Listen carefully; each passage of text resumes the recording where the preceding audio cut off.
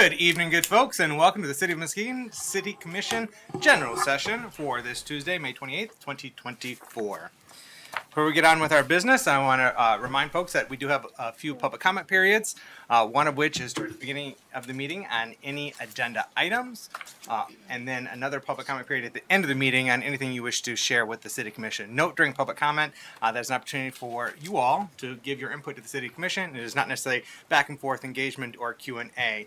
We can do follow-up at a subsequent time for any further Q&A or otherwise discussion.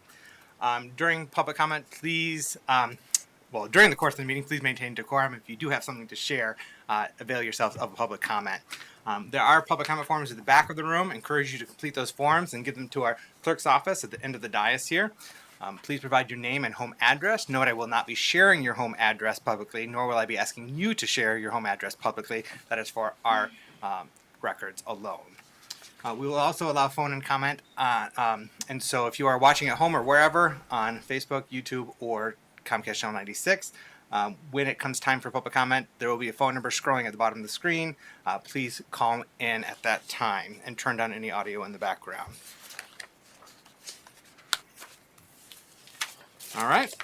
Before we get into our honors, awards, and presentations, we will be led in prayer by Pastor Jeremy Leonards from First Wesleyan Church, followed by the Pledge of Allegiance. If you wish to join us in either the prayer and or the pledge, I ask that you stand if you're so able to do so.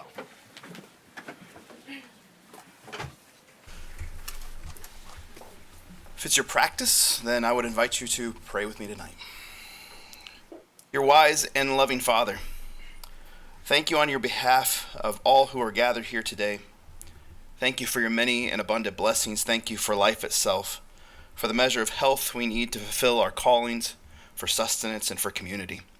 Thank you for the ability to be involved in useful work and for the honor of bearing appropriate responsibilities.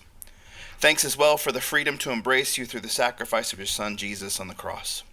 Thank you for loving so much through your boundless and gracious nature. Lord, I pray for these proceedings today that these leaders of our great city would submit to your ultimate guidance and authority. I pray for our mayor, for the various levels of city officials, and for this assembled council. I pray for the agenda set before them today. Please give an assurance of what would please you and what would benefit those who live and work in and around our great city of Muskegon. It's in the name of your Son, Jesus, I pray. Amen. I pledge allegiance to the flag of the United States of America, and to the republic for which it stands, one nation, under God, indivisible, with liberty and justice for all. Thank you, Pastor. May we have roll call, please? Commissioner Gorman? Here. Commissioner Cochin? Absent.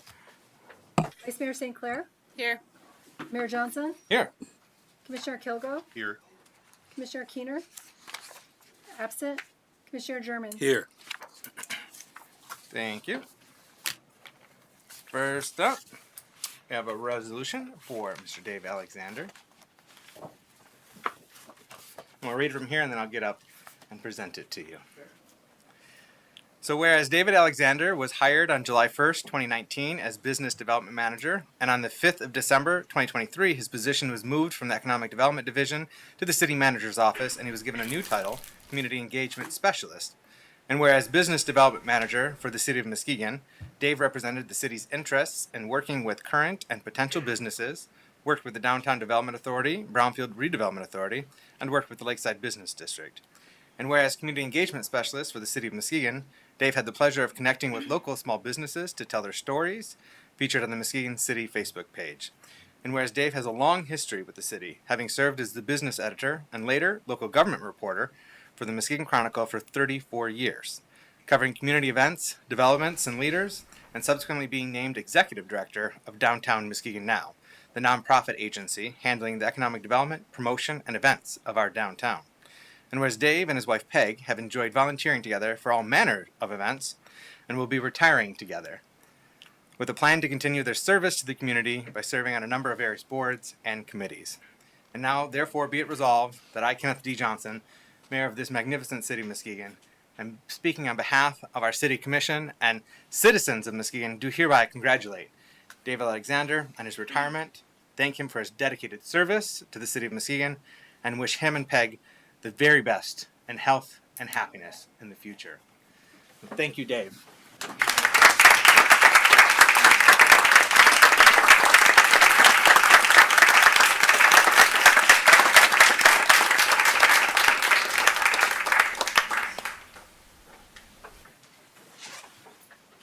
Dave has been a staple in our local government for my entire life. You did. I remember speaking with you during that campaign at Unruly Brewery. It just opened up right on the eve of the election. So I appreciate your many, many years of contributions to this community and in many different ways that you contribute to this community. It is appreciated. And I know you're not going anywhere and you're continuing to contribute to our community in new ways. Thank you so much. You absolutely may. Absolutely may. Thank you.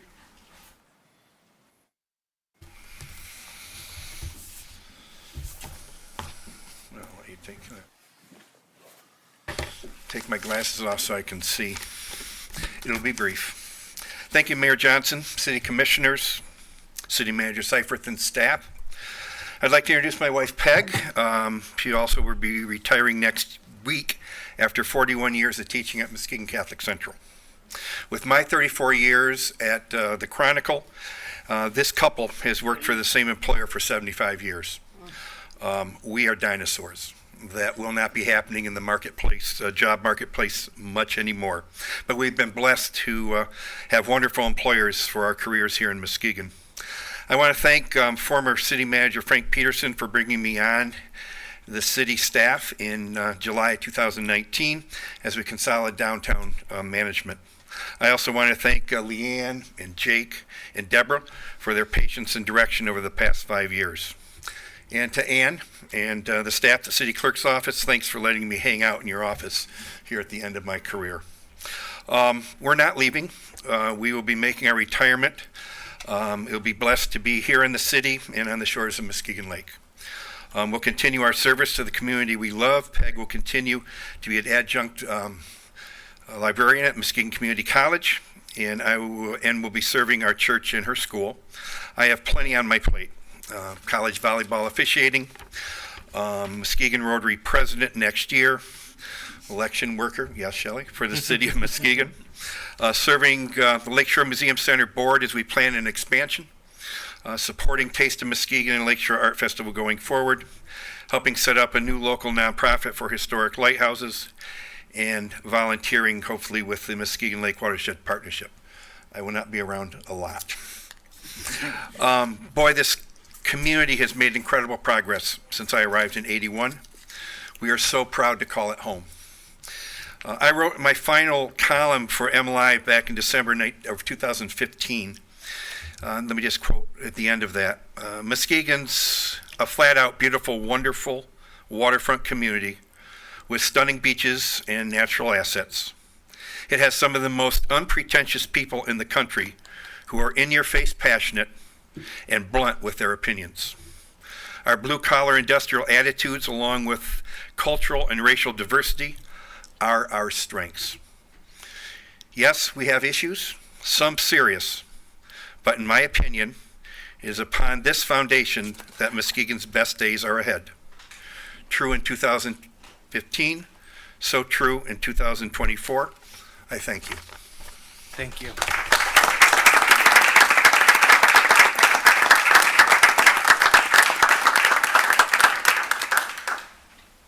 And congrats, President-elect. I look forward to your leadership of our local Rotary Club.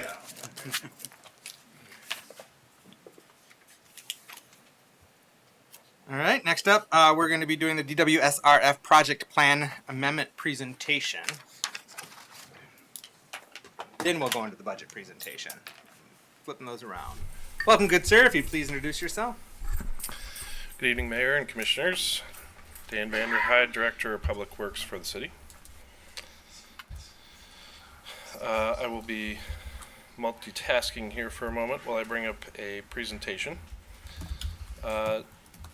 Commissioners who have been here for a minute probably have seen this several times, but for the new commissioners, This is one step, one of many steps in a process by which we apply to the state for revolving fund loans and grants and principal forgiveness for water and sewer projects.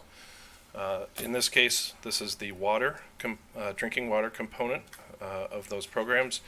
And the project plan is a plan that details what the city plans to do with the state revolving fund money should we be accepted into the program. It doesn't mean that we are. It's simply one of the components of that application process. And one of the functions here will be to present the plan to you and to the public, and one will be to receive feedback from the public. So if there's anyone here or at home who has comments on what our consultant presents tonight, please please take advantage of the public comment periods that are available in the meeting, and we will take those comments into consideration with the plan.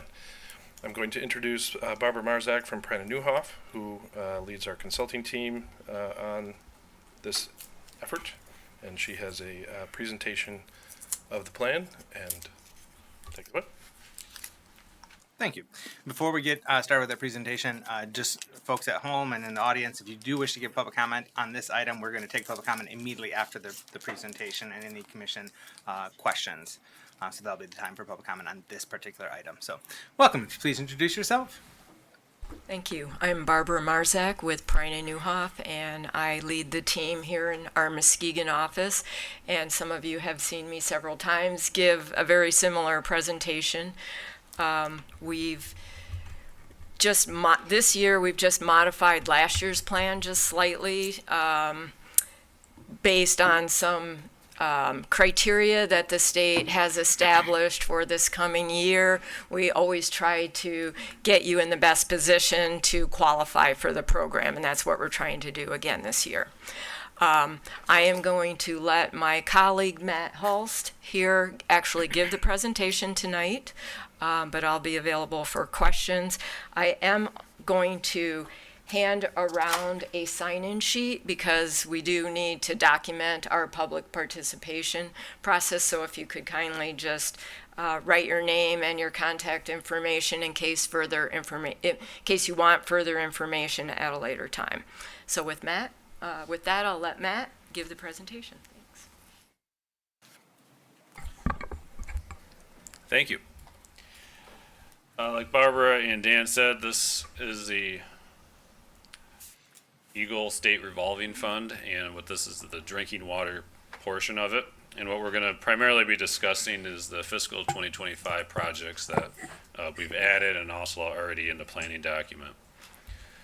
So what is this fund for those of you who don't know? So the Eagle maintains a revolving fund where there's a lot of money that is loaned out to communities throughout the state. There's an application process that this is a part of. The interest from those loans goes into the program to help provide more loans in the future. The interest rate for this program is very competitive. Right now, the interest rate that we're looking at for the city of Muskegon would be about 2%, and that's over a 20-year loan period. The city is considered a disadvantaged community based on your median household income. Their definition of that is overburdened. That's how you apply or qualify for the 2% interest rate. That also opens you up to principal forgiveness and grants. We don't know what those percentages are until the offer is actually made.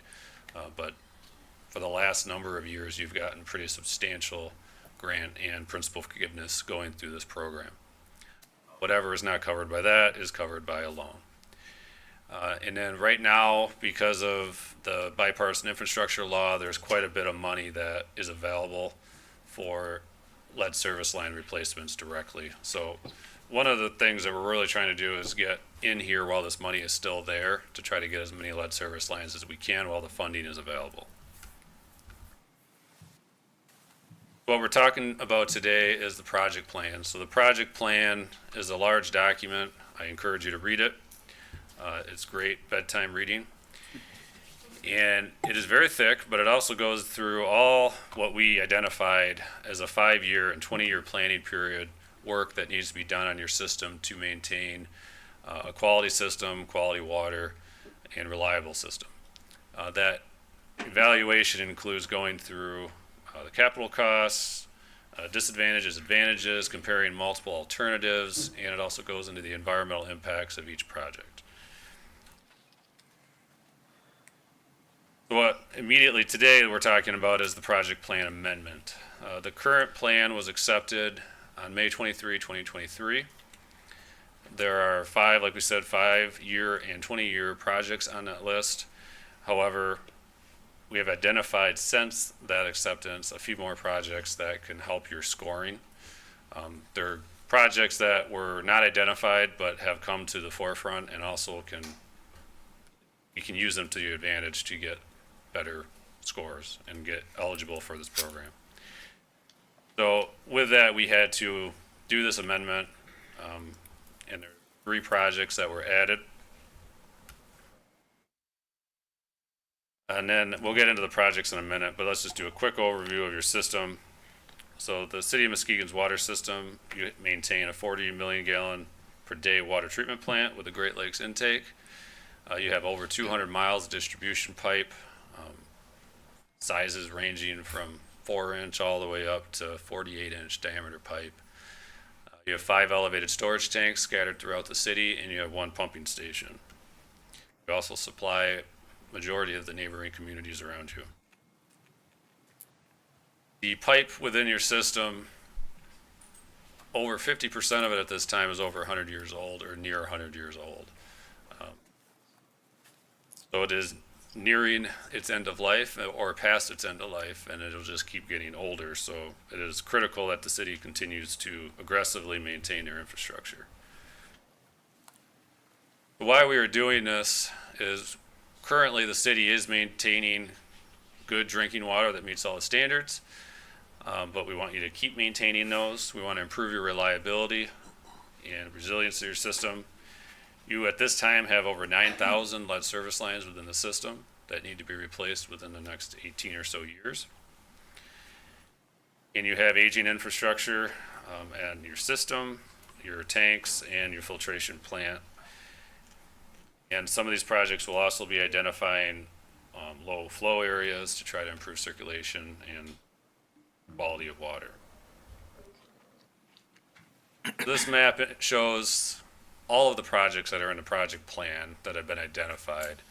And then we've highlighted the amended projects on that list. It's Project 18, 19, and 20. Project 18 is what we call a looping project. There are 2 long dead-end mains that have stagnant water on their ends. Connecting the mains together will improve circulation and better water quality. Similar project on the end of Yuba Street. These are both kind of small projects, but they have a good impact in the area for little cost. And then the Marshall Tank Project 20, the interior coating of the tank, the wet interior is what it's called, needs to be completely removed and replaced. That has met its useful life. And also a mixer will be added which circulates the water, which also reduces ice buildup, and the ice can damage the inside of the tank. And then on that too, we also highlighted Project 6, Catherine Avenue, from Irwin to Wood. That is a project already in the project plan, but it is included in the request from Eagle for the fiscal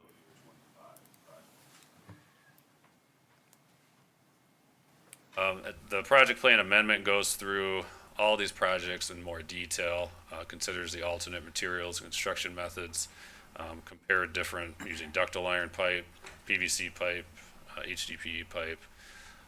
We looked at different routings and combining the projects with sewer or road projects, which is the case with Catherine, where that has sewer on it as well that needs to be replaced, and the roadway. The list for projects that'll be submitted to Eagle, like I said, is Catherine Avenue. We're also including in the submittal $10 million worth of lead water service replacements, which amounts to around 850 services. The locations for those services have not been identified at this time, but would be identified once funding is secured. Then we'd also be looking at Wildwood Lane Court, which is one of the dead-end projects, Yuba Street, and the Marshall Tank interior coating. The total project cost estimate that includes engineering, construction, contingencies, legal costs, and bond closing costs is at just shy of $14 million. Financial impacts for this, this is assuming no grant or principal forgiveness. So this is a worst case scenario. And that would be a loan amount for the full amount of $13,983. That number is firmed up once bids are actually received. That amounts to about a debt service at a 2% interest rate, which is an overburden rate of $855,154 per year. That's an approximate number at this point, which you have to be careful with this number, but it's a $3.43 per RAU increase. RAU is a fancy way of saying a residence, so your typical residence. Now that is not based on an actual rate study. That is just pure and simple taking the debt service, dividing it by how many RAUs are in the system. It does not account for if you have extra room within your rate structure yet. So that actual increase would be set later. With this plan, we also reviewed the environmental impacts. Further analysis of that would be completed if funding is secured. That goes into endangered species. We know there's going to be bats in the area related to tree removals. So there's ways around that, not removing trees. So we're trying to limit that, or if we have to, we do it out of season. There'll also be temporary impacts due to noise, dust, typical construction activities. If you are funded, we also have to do a historical review through SHPO. What happens next? Following this meeting, if the city decides the project plan amendment will be approved, and that has to be submitted to Eagle by June 1. The state will take that information, they'll score it, rank it, and if you rate high enough, you will receive that notice around October 1st of this year. And it's going to be a very competitive year. Based on the scoring system from the last one, we think you're in the scoring range that could get funded, but there are no guarantees. And about all I have at this point. Any questions or public comment? Commissioners, any questions or comments at this time before I go to public comment? Yes, Commissioner Cochin. Yes, thank you so much, Matt, for coming out tonight and giving that presentation. Just for clarification for everybody at home, the REUs, the way that those are calculated, it's stretched across the entire loan, so it's across the entire city. It's not just the individual neighborhood that's impacted, correct? Correct, yes. Thank you. Thank you, Mr. Cochin. Any other questions? Commissioner Kilgo. Yes, thank you. So some of these projects would be tied in with the roads that they're on, or the roads are up to DPW or up to someone else if they're doing that road. So the Catherine project specifically is a road project too. So that road will be completely removed and rebuilt as part of the project. And it will also include some sanitary sewer work and storm sewer. Sanitary sewer is not under the loan, so that would be through the sewer fund would fund that portion of it, but the water would be under this project. So the full road would get replaced for Catherine. The lead service line projects, that would be a case-by-case basis based on how much road funding is there to redo the road, but most cases where it's just really going to be dig a small hole, patch the road, and keep moving on. Okay. A couple other questions. So I know at the water filtration plant, there's daily testing several times a day where they test our water. Is there any testing on the other end? So from looking at your chart, it said like 56% of our system is still from the 1920s or 100 years or more older. Do we ever test water on the user end, or is that just on residents to test their water on the user end? Water is sampled. There are requirements for sampling for bacteria and metals stuff on a routine basis. Okay. And do we do the lead testing as well? Yes. Okay. Yeah, I don't have any other further questions right now. Thank you, Commissioner Kilgo. Any other questions or comments at this time, commissioners? Commissioner German. Yeah, thank you, Mayor. Thank you for the presentation and the information. If I remember correctly, the city applied for this in 2023, you stated, right? And I guess from your observation, did we get that grant from Eagle? You did receive, so in 2023, you applied for the partner project to this for sewer. So you did sewer and water.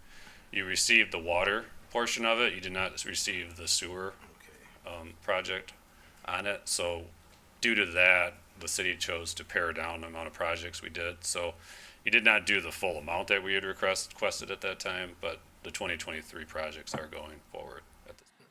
Okay, and what was the full amount on that? Do you remember? You're right around 10 million. Okay. And for this possible loan from Eagle, what are we requesting? This time we're requesting around 13 million. 13 million. That assumes no grant or principal forgiveness. Okay. And that would be for water and sewer? That would just be for water. Oh, it would be just for water. Okay. That's all I have. Thank you. Thank you, Commissioner German. All right, if there are no other questions or comments from the commission, I'm going to open up to the audience and then anyone else at home or wherever you may be watching the live stream.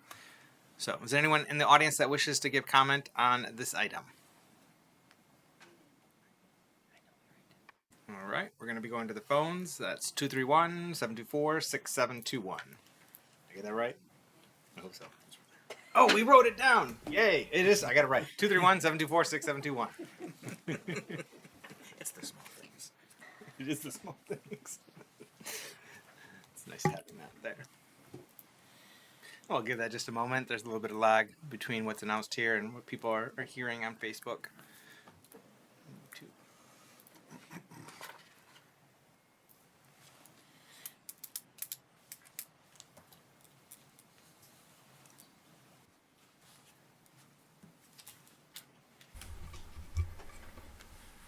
All right, no calls?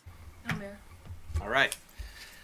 That concludes public comment on this item. One last call from the commission if you have questions or comments before we move on. Nope. All right. Well, thanks so much for joining us this evening.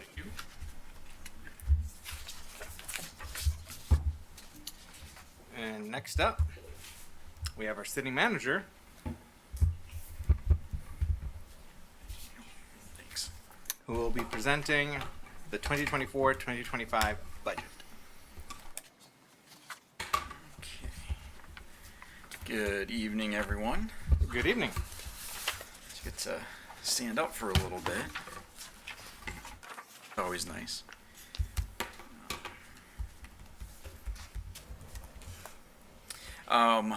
So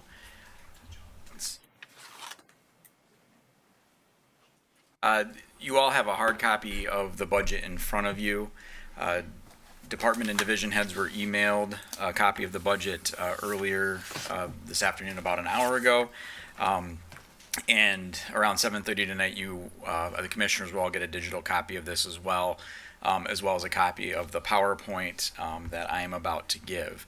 So, oops, PowerPoint's going by itself. So I'm going to run over this presentation, if we can get the connection to work, and talk about some of our budget highlights. This is a draft budget. This is there's still opportunities to make changes, and we just want to talk through where the staff feels we should be going with the 24-25 fiscal year budget. Looks like we're still. Do you guys have it on your screens there? We do, yeah. Oh, no, I mean on my screen. something, but it's not here. Just a desktop. Yeah, Just a desktop show. Your Oh, desktop. I probably have it. Oh, so you're seeing my We're icons. seeing a desktop, Okay, not any I gotcha. presentation. So let me change. We might have to shut the system down and boot it back up for you. Sorry, I've got multiple screens in my office, so you're probably seeing.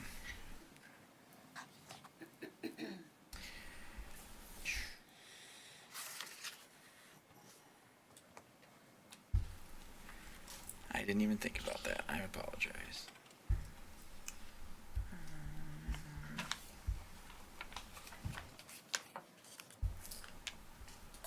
Okay, there we go.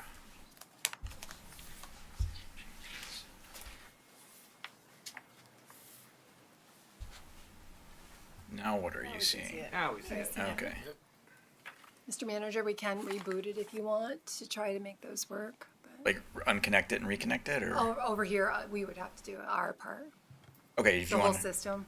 I don't know. It's up to you. How long would that take? I don't know. Why don't you reboot it just so that our folks at home can watch it? Okay. And I'll talk just a little bit about the process that we went through while that happens. So I did want to start out the presentation by acknowledging all the staff who really worked hard on this. A lot of times this comes at the end of the presentation, but I wanted to start out by acknowledging Director Grant and everybody on his team, particularly Deputy Director Reb and Manager Nichols. They spent a lot of time running over numbers, making changes as division heads and as I gave them more information. So all the way up until about noon today, making tweaks on that. And I think Jessica and Hayden got the budget printed at like 2. So thank you very much for all your flexibility as we work through this. So we've been looking at a lot of numbers as we go through this, trying to put together something that lives within our means and make some investments into our assets and things that will help our community or help our team deliver services to our community. Where we started with this budget process, as you'll recall as commissioners, was back in January. We met to review the 5-year goals. And at that meeting, we asked you all to vote on your priorities for those key focus areas. We tried to get down to 4 key focus areas, and we got down to the top 3 and then a tie for the 4th position. So we're saying we've got 4 priorities, but there's a tie there in the 4th. Those are attainable housing and home ownership was the top priority of the commission for one of our key focus areas. Partnering with organizations focused on reducing poverty was another one of the primary focus areas for the commission. Increasing revenues was the 3rd, and then tied for 4th was community connection, which is our communication tools that we have here at City Hall that we use to communicate with the public, as well as the Parks and Rec department, and making sure that we're continuing to fund that at a level that allows for the services that the commission wishes to deliver to our residents. So within this budget, and within the budget narrative, you'll see a section where we talk about this. The commission priorities section is towards the end of the budget narrative, just before we get to the green bar budget. On the attainable housing side, Director Ekholm and his staff are working on putting together a proposal that will come forward in either the first or second quarter of this next fiscal year. Once the current phase of the infill housing project wraps up, they will be making a presentation on what that next phase will look like. And that will likely include a new dedicated fund with some external funding, as well as some TIF capture to help us continue with that infill housing program. The city of Muskegon really is a leader in that area in the state. We've been highlighted by a number of publications, including at the MML and Crane's Business, about how well we are working on this front. So we're looking for the next phase of that. Partnering with community organizations focused on reducing poverty. Deputy Manager Mike Sell is heading up an unofficial group right now of team members that we're looking at how we can service those who are unhoused, and looking at other communities to see where they've had success in those areas. This fiscal year, what we'll be doing is really working on how we can work that into our plans going forward. Looking at increasing revenues, we are changing up some of our staffing, particularly on the finance and administration side, where in the income tax office we're taking a shared position and making it full-time, and then also making a full-time position in the treasurer's office to help serve our residents more effectively in that area. We're confident with the increased staffing on the in the income tax office that position will be offset by the additional revenue plus some. Our income tax revenue numbers continue to be impressive, and a lot of that is coming down to the compliance that Peggy and her team are really working to make sure happen.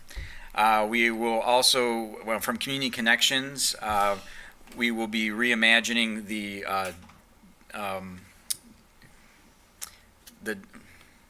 I just forgot your term, Dave, your title.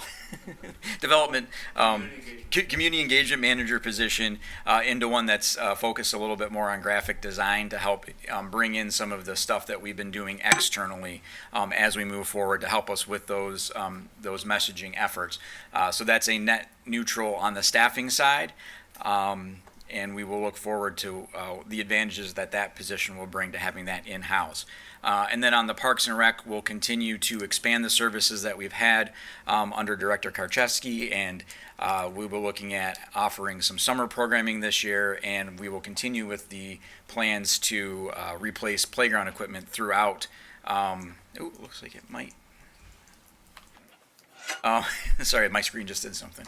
And it looks like, and we'll continue to be replacing playground equipment throughout the city.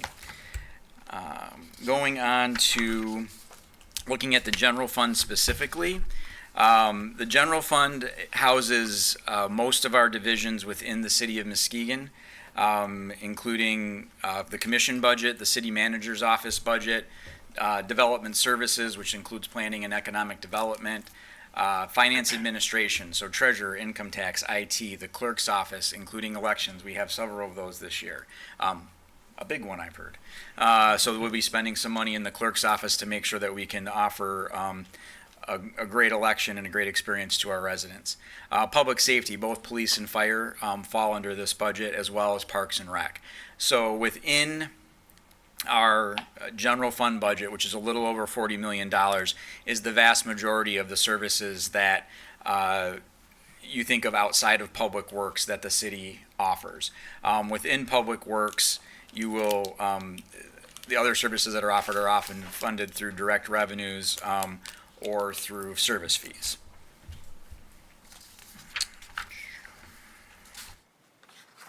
And I should also note that the general fund budget also supports funds outside of it, including the arena, the marina, the LDFA, and sometimes the engineering department. So we will do fund transfers. In the budget, you'll see fund transfers. That's where those dollars are going. In municipal budgets, the general fund can help support other budgets. Usually other budgets cannot have money transferred into the general fund. So just as a something to keep in mind there. So starting out, I want to note that we have a structurally sound general fund budget. And that means the revenues that we're getting in are sufficient to support our staffing and our operational on a day-to-day basis. The team was asked this year to incorporate a 5% cut in discretionary spending. This does not include staffing. What we're talking about here is some of the extra stuff that we do on a daily basis. The vast majority of departments were able to hit this mark or exceed it. There were a couple where we had to work through to maybe give them a little bit more because of unique things that were going on in their departments this coming year.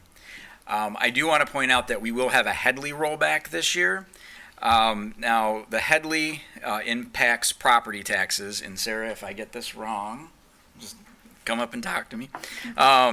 So back in the late 70s, there was a constitutional amendment that went into place that put a cap on how much tax revenue property tax could generate. So in this way, the best way to think about it is if we had a property tax that could generate $1 million, and the following year it was going to generate 1.1 million, we would have to roll back the property tax rate to get that same $1 million capture. Well, this year we are going to be rolling back our property taxes from 9.788 mils to 9.6127 mils. Even with this rollback, we will see about a $380,000 increase in our property taxes. That is related to properties that are coming off of incentive rolls. That's related to property that has sold, or when a property sells, it's not subject to that rollback. And it also related to new construction and things of that nature. So that's where we're making up that 380. But we did not have a Headley rollback last year. We will have a Headley rollback this coming year. Did I do okay? Got my team back here to make sure that we're staying on track. Total general fund revenue projections for this year are about 41.9 million, and this comes from various sources. We'll go over that in just a minute. We will be dipping into our savings for one-time project costs of about 1.37 million. I'm going to go into that a little bit more detail so that you can understand why we're dipping into our savings account to do these one-time projects. So total general fund expenditures are looking to be $43,275,000. These are round numbers. There is some change in there, but just trying to keep it round for the point of the conversation. So when we look at our revenue buckets, and we did do the revenue discussion last month, but just as a refresher and to show how things are adjusting from year to year, property taxes, even with that Headley rollback, we are looking at about a 5.5% increase. Our income tax this fiscal year, and these change adjustments are based on our third quarter reforecast, not on the original budget that we presented last summer. Our income tax revenue is looking to increase by about 2%. Right now, we're looking to hit about $12.5 million in this current fiscal year. We're projecting another $250,000 next fiscal year. The team in the income tax department works really hard to make sure that we're getting compliance from our businesses and from our residents to be up to speed on where they need to be on our income tax. They've been doing such a great job. We don't know that there's that much more growth there, but you never know. We might find that we can get some more compliance as well. Marijuana taxes, we're looking at just the slightest decrease there, and that number is based on the total number of outlets we have in statewide sales. Our state revenue sharing is looking to increase about 4.5%. That number is still in flux, and that number might change when we bring the final budget to you for adoption. The reason is the governor's office, the state house, and the state senate all have different revenue sharing numbers right now. We're using the revenue sharing numbers that's currently on the state's website that we go to find out what those numbers are. As those get adjusted, as the state's budget gets adopted, we'll adjust those numbers. The state doesn't have to have its budget finished until June 30. We have to have our budget adopted before June 30. So that number could get adjusted in the first quarter as well. Fees, we're looking at about $5.4 million in fees. Building permits, we're looking at a 5.6% increase. We do have a number of large projects coming up in this next fiscal year. Beach parking, we're looking at a slight uptick of about 7.5%. Public safety revenue, we are anticipating will decrease by about 18 to 19%. However, we were expecting it to decrease last year as well, and it ended up going up a little bit more. So, but we're being conservative here. Transfers in, this is down almost 10%.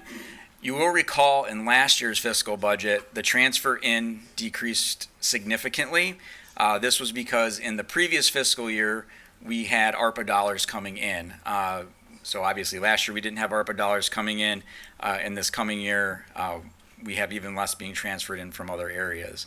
Other income is at 1.3%.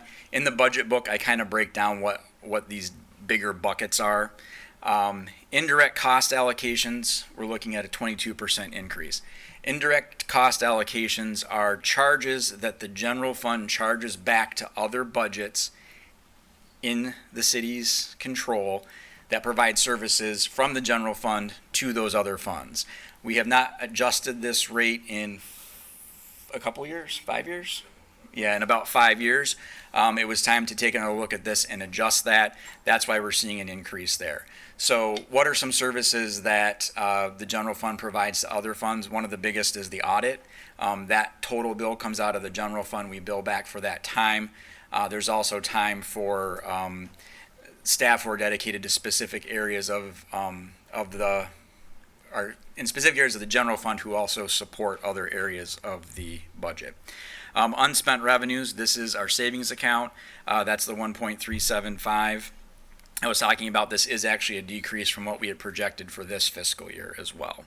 That's how we get to the 43.2 in the general fund. This is just a pictorial representation of our revenue buckets. I want to take a minute to point this out because this is a healthy distribution on revenue. A lot of times you'll look at city revenues and they'll have property taxes, state revenues, and fees. And that's about it. You might have 3 to 5 buckets of money coming in, which makes you susceptible to variations in the market and variations in a variety of other areas. Here, we're spread out over a variety of different funds, with our largest being income tax. And as I noted before, we've seen significant growth in that area over the past couple of years. So expense buckets, these are broken down into kind of bigger buckets just so that we can get a visualization of where we're spending our money. Police is our largest expenditure at $13.1 million. Fire, 4.7. Parks and Recreation, 3.1. Sanitation is at 2.6. That's not just trash service, that's a variety of services that we offer throughout the city related to sanitation, street cleaning, things of that nature. Administration costs, $17 million. That's basically everything in the general fund that you think of that isn't police, fire, or parks and rec. One-time capital expenses that we're looking at this year in the fiscal, in the general fund is about 1.1 million. And those are things like an IT build out or a replacement of our IT infrastructure that is coming out of service and out of warranty. We want to make sure that we're staying up to speed on that. We're continuing the updates here at City Hall on the first floor for the police department. We're going to the BSNA cloud. BSNA is the software system that we use for all of our financial transactions here at the city. And BSNA is moving their services to the cloud. We're one of the first communities that will be doing that. That'll be happening in October, a little bit earlier than we were originally anticipating, but we're excited to make that move. That's about $200,000 for the switch, and then there's some training costs in there on top of that. Transfers to other funds, 1.3 million. Now those are the funds that I was mentioning before: Marina, Arena, LDFA, things like that, where we take general fund dollars to go support these other funds. And then this is the pictorial breakdown of the buckets. You can see public safety brings up 41% of costs, parks 7%, sanitation 6, admin 40, one-time capital 3, and transfers to other funds 3%. This is very similar to where we were last year. There's nothing earth-shattering as far as changes here. The parks percent ticked down from 8 to 7. One-time capital ticked down from 4. I believe it was from 4 to 3, and then the transfers changed as well. So, and on the park side, that's not including the ARPA dollars that we're using to do investments in parks. But this is a very similar expense breakdown to what we've seen in the past. So, hold on, I got behind on my sheets here. So I want to just kind of anticipate some questions and put them up here for discussion. So what does a structurally sound, or what does structurally sound mean? That means, as I stated before, that our Our staffing costs and our ongoing expenses are covered by revenue with a buffer. So we could cut out the one-time expenses, we could cut out transfers to other funds to the greatest extent possible, and we would still have money in our general fund to do our operation. So that means we're structurally sound to do what we need to do on a daily basis. How do expenses compare to recent fiscal years? We're projecting a slight increase in general fund expenses over last fiscal year. However, we're projecting to be about $1.5 million lower than we were 2 fiscal years ago. And that has to do with not having those ARPA dollars flowing into the general fund. So we do have some adjustments to make there. Additionally, although revenues are modestly increasing because of legacy expenses that we're paying off, that's why we're getting into this kind of little bit of a tighter budget situation for the next couple fiscal years. But because of tough decisions that the commission has made and that staff has made over the years, we're in a good position to get those debts paid down over the next couple of years and start on the downward slope, particularly on our pension costs. If we're using money from our savings account, how much do we need to have in savings, and how much do we have in savings, and how much do we need? So right now, we have a current fund balance of about $10 million. That's about 25% of our general fund budget, a little bit less. And you can find that on page 37 of the most recent audit. We need to maintain 13%. So 13% is about $5.6 million. So we do have some money in there where we can do those one-time investments and still maintain that cushion that we need to maintain.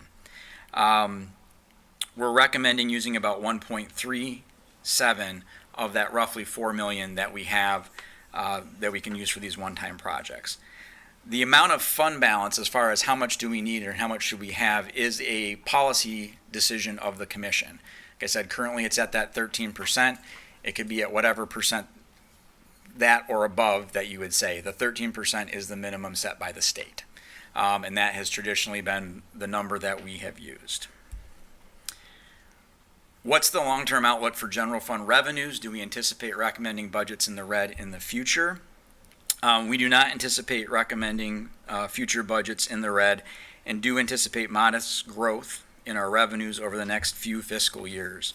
In November 2025, so a little more than a year and a half from now, our last LDFA payment of $200,000 will be made.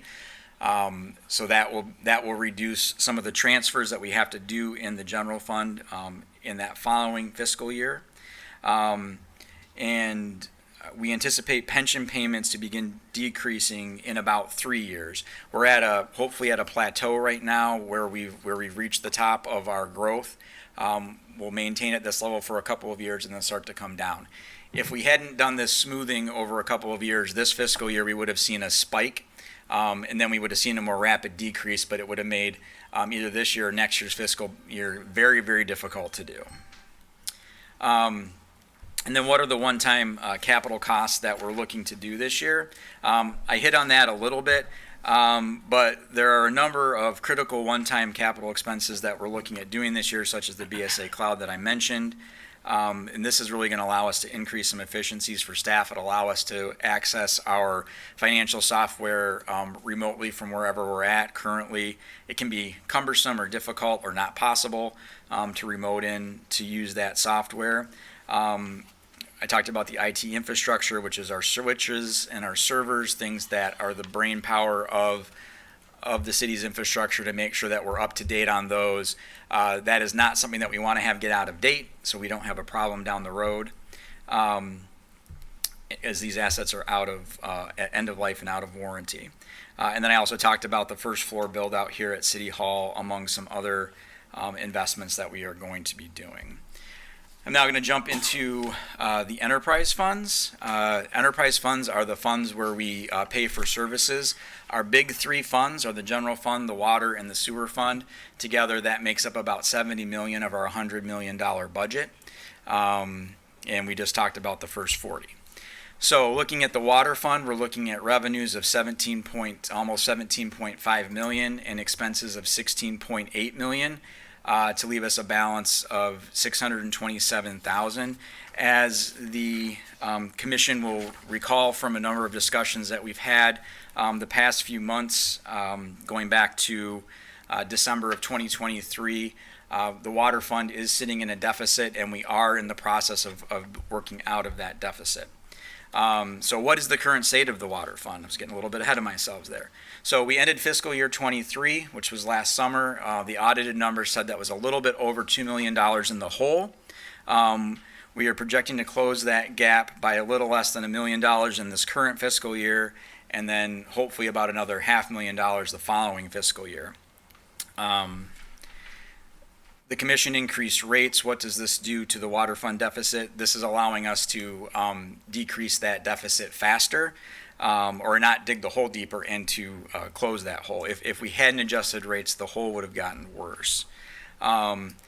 How much are we planning to spend on water infrastructure this coming fiscal year? Right now, in the budget, it's $1.9 million. We obviously just had a presentation about the age of our water system. That is something that Director Vanderheide and his team are very cognizant of, and considering when we look at what projects we're going to do and why. How does this investment compare to last year? This is a reduction of about $1.4 million over what we did in the previous fiscal year. And this was a deliberate decision because we're wanting to make sure that we're making informed decisions about what projects we're doing, and that we're putting the water system in a position where we can, the water fund in a position where we can continue to build out of that deficit that we're currently in, and to start to build a fund balance there. What would the target fund balance be? It's about 6 months of revenue. That's what's professionally recommended on that side, which would for us be about $6.5 to $7 million. So you can see we've got about a $9 million hole. Well, not the hole's not $9 million. We've got a $2 million hole, and then we've got to work our way to another $6.5 to $7 million. It will take time to get there. That's okay, as long as we're moving in the right direction and we understand what we're doing and why. We'll be able to get out of that hole and move forward. Are we doing anything to help those who can't afford water or their public utilities? Staff, under the direction of Director Vanderheide, are working with Prine and Newhoff and the state we've been awarded the Water Affordability and Planning Grant, which you guys will have later tonight on the agenda. This will help the city develop a program for those who have trouble paying their utility bills. So we are cognizant that not everyone in our community can absorb these costs, and we want to be coming up with plans to help our community members have tools at their disposal. Moving on to the sewer fund. Sewer fund revenues, and these might be out of date because I know there were some emails going back and forth. So these numbers might get updated from some emails from this afternoon. But sewer fund revenues, we're looking at about $10.6 million with expenses of $9.5 million, which gives us the fund balance, or the balance for the year of $1 million. Just like the water fund, we're going to do a sewer fund discussion. So what's the current state of the sewer fund? The sewer fund ended FY23 with about $3.8 million in their fund balance. That can be found on the same page as the water fund balance in the last audit. Do we anticipate rate changes in the sewer fund? We do not anticipate any rate changes at this point, either up or down in the sewer fund. What is our target sewer fund balance? Like the water fund, the goal is 6 months of operating revenue, which would be about $5 million, so we still have some ways to go before we get there, about $1.2 million, but we're on our way to meeting that number. We're not there yet. Do we anticipate any changes in sewer fund environment over the next few years? We do anticipate that the county of Muskegon is going to be investing in the sewer infrastructure. There will be doing some upgrades to the transmission line out to the water treatment plant out at the end of Apple, and that will likely include a rate change for us. However, we're hopeful that we won't have to pass that on to our residents at this time. No guarantees, but looking at where we're at, we have had that discussion. Other funds. So obviously we have other funds that we look at as well to hit that $100 million budget, including the Downtown Development Authority. They are projected to increase revenues just from their tax capture to about $510,000 in FY 24-25. And then we expect that trend to continue as a number of special districts in that area expire, and as we get new construction in the DDA district, which is a very large district, goes from Ottawa Street down to Adelaide Point and from the lake, and then it's not a straight line on the south side. The DDA is increasing the services that it's offering within the DDA. The DDA can only offer services within the district that it has tax capture from. They are picking up landscaping and snow removal costs from the downtown bid, which phased out of existence at the end of 2023. And the DDA is also picking up the cost for seasonal trash removal that had been part of the social district budget. The social district budget was seeing a decline, but the demand for services were maintaining. So the DDA is going to pick that cost up from the general fund. I should note the DDA is a legal and financial entity onto its own. The City Commission does approve their budget annually as a part of our budget process, but ultimately the DDA board has the final and formal say over the formal say over their budget expenses and management. But it is held within our budget as well. Hartshorn Marina, as we're aware, the city resumed direct management of the marina last week. Staff is estimating expenses at the marina to be about $665,000 this coming fiscal year. And we are anticipating ending fiscal year 23-24 that we're in right now with a fund balance, and we'll use some of that for capital improvements at the marina. There's some things, deferred maintenance at the marina that really needs to be taken care of. This is in the marina, not the park itself. And so we'll be using some of those dollars for that. So, total budget overview. If you were to flip to the last page of your budget and you were to look at all the allocations together, it's $106,886,566. This includes about $3.8 million in transfers between funds, so the actual expenditure number is a little more than $103 million. Just under 70 of that is general fund, water, and sewer, which we spent some time talking about. And then the other 33 is split between the various funds that I hit a little bit on just a moment ago. Questions? All right, thank you, Mr. You Manager, all stayed awake, so. for that presentation. Can you just before we get into questions from the commission, can you share the outlook for the next steps of public hearing and commission further consideration and adoption, and what that timeline looks like? Yeah. So our anticipation on the timeline moving forward is that at the June 11th meeting, we'll have a public hearing. This budget will be up on the website tomorrow. You all will be getting this by email in about an hour, as well as this PowerPoint presentation, so that can be shared. Public hearing on the 11th, and then there'll be a discussion item with the commission on the 11th as well. If the commission so wishes, it could adopt it on the 11th. Staff would love that. But we do have to have it adopted by the second meeting in June. We have to have it adopted by June 30, but our preference would not to have a special meeting to adopt it. Yes, so that's our plan going forward. So I know this is a lot to digest. There's a lot of information in there. We've got a number of new commissioners, so this is probably a little bit of fire hose at the moment. I'm not anticipating that we'll have this all the questions answered tonight, or even many of the questions answered tonight, but I am here to kind of walk through whatever questions you do have, and if as you're going through it you have other questions, we can definitely go back and answer those before we come back on the 11th. Thank you, Mr. Manager. So we'll have an opportunity right now to ask some questions with regard to what was been presented. You'll have an opportunity to review the budget at your leisure in more detail and depth.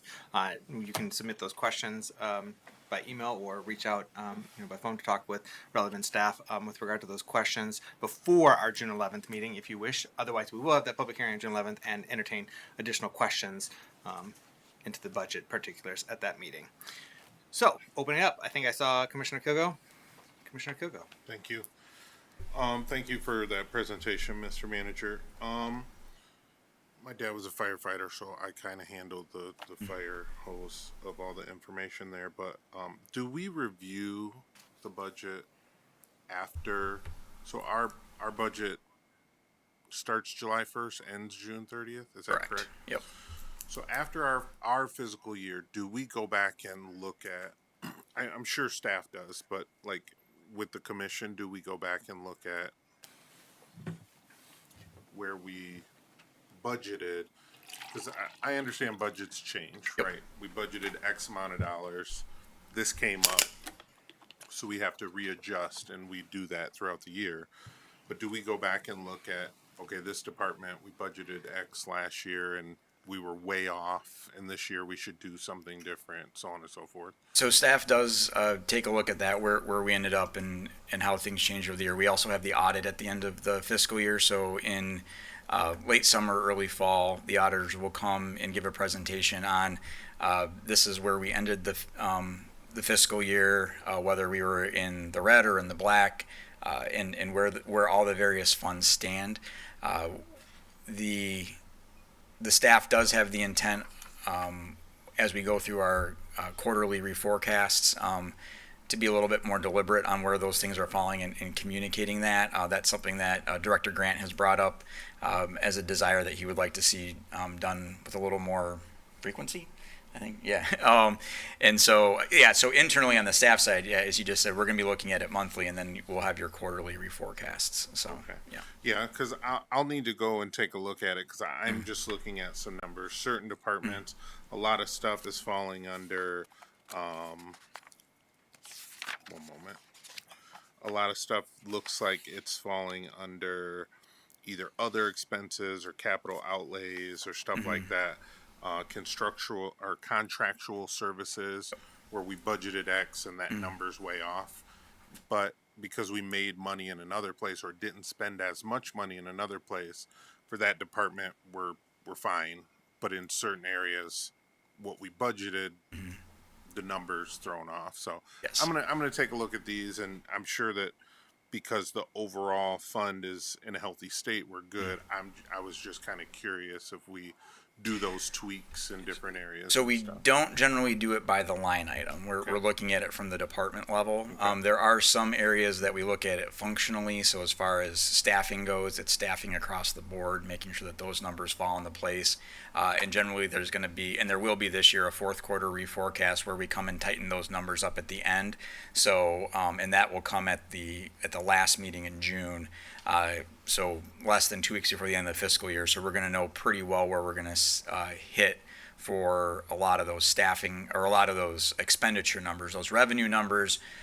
Income tax, they continue to collect for 2 months after the end of the 2 months. Yeah. It's 6 weeks after the end of the fiscal year. So it takes a little more than 2 months to get those numbers booked back. And then it's almost 3 months later before we actually get the books on the fiscal year closed to know where we actually end up sitting for those audited numbers. But we will be able to see at the fourth quarter reforecast where those numbers fall out.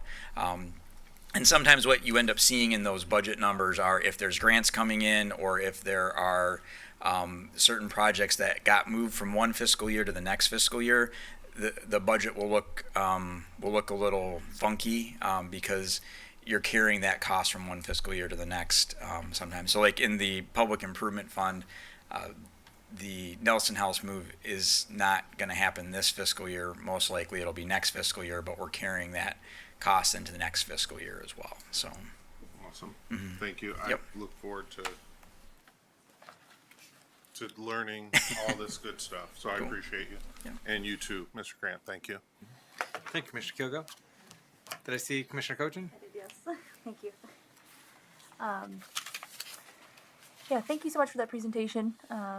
I do have a couple of questions, and one of them is going to come up later, so I don't know if now is the time to ask it or maybe later is, but I figure I'd start Great. now. Sure.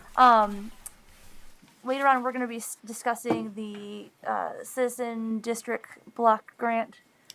Nope. That's been taken off the Well, that's been taken off. Okay, Yes. I'm sorry, I missed that revision. Yep. In the current, wait, can I ask why it was taken off? That'll be at the next meeting. Okay. So there needs to be some refinement. It needs to go to CDC as well. So they'll Gotcha. come to the next meeting. Okay, all right. Well, then I will wait for that for the next meeting. The budget, when you were talking about staffing, Yep. I know we have a lot of opportunities to gain more revenue with staffing. And I didn't hear you mention a grant coordinator, but we've discussed it. So I was Yes. wondering if that was Yes. part of that. That was that's actually in my notes. I should have put my glasses on while I was looking at my notes. We are budgeting to contract for a grants coordinator, not to hire a grants coordinator at this point in time.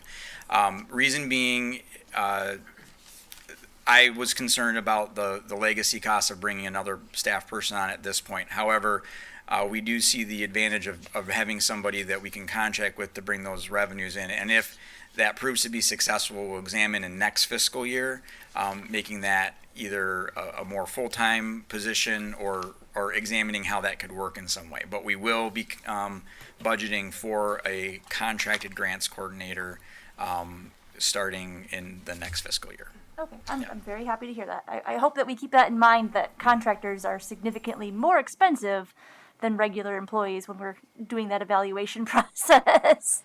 Yeah. I will chime in on there and connect it to the CDC because I said that I would explain this to the CDC, and you're the commission liaison to the CDC. So the CDC budget was not the one that you saw on the agenda tonight, but it was going to be the portion that was going to be funding the fire station bonds was going to be reduced to 80% of the previous commitment. It was 90% last year. We'd got it down, reduced to 90% last year. Previously, it was the city was covering 100% using the CDBG for those bonds. Got it down to 90% last year. We're going to reduce it to 80% this year. But in order to help free up some funds for that grant writer and coordinator position, whether it's an actual employee or contracted work, we're sticking with 90% for that because that was very important that we have that support so we can go out and get those additional resources. That was one of our priorities, is getting those. There's lots of money out there, federal resources available, and so capturing those dollars to bring back to benefit of our community, which can then support some of the very same programming or missions of the that we otherwise use the CDBG monies for. So the intent is delayed support for that, free up money earlier now, get the supports to go after additional dollars, and then that will backfill that or help supplement the work of the CDBG dollars. And so just give you some additional context there. Thank you for that clarification. I appreciate that. And then the last question for you, Mr. Manager, is the Parks Department. The decision to reduce the Parks budget from 8% to 7% this year, given that it was one of the top 4 leads of the commission's desires to make sure that it's funded.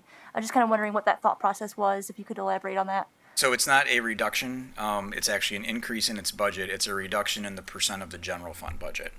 So the actual amount of money that we're spending in the Parks Department is increasing in the general fund. It's just in other areas it increased faster. And a lot of that has to do with staffing costs in other areas.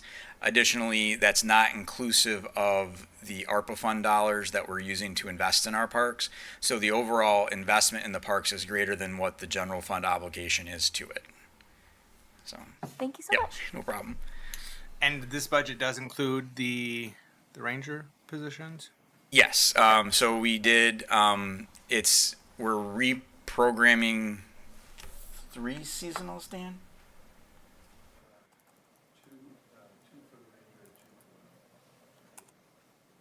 Okay.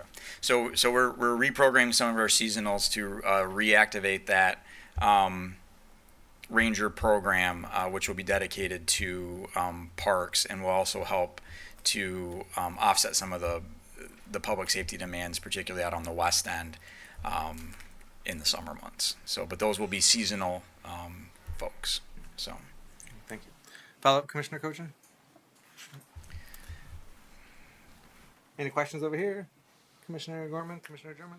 Not at the moment. All right. We will definitely have opportunities for further questions at the June 11th, as part of the June 11th public hearing, and maybe adopting the budget at that same evening. Otherwise, it is expected that we will adopt it on or before June 25th, our second general session meeting.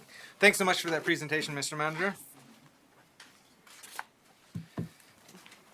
All right, now we're getting on to public comment on agenda items. I do have one form for an agenda item. There's still opportunity for folks to give public comment on agenda items if you wish. First up, we have Kathy Young joining us from the Beechwood Bluffton neighborhood. Welcome. You have up to 3 minutes to provide your remarks. Okay, thank you.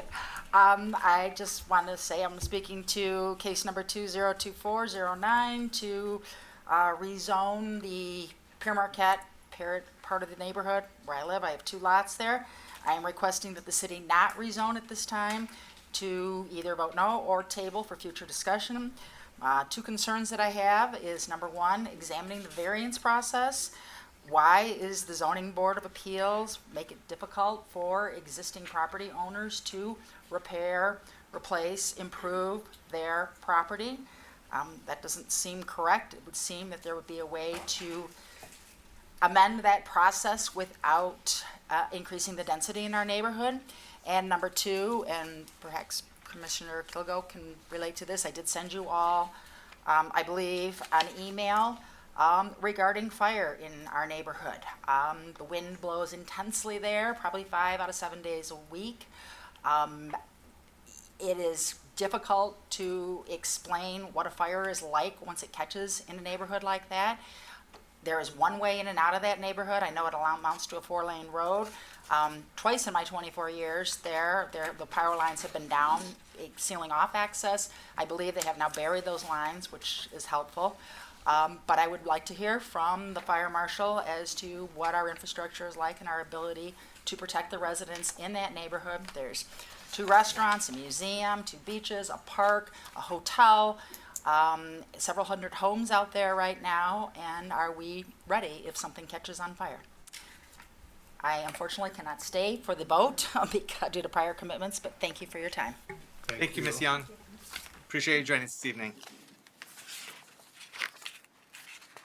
Is there anyone else in the audience that wishes to give public comment on an agenda item?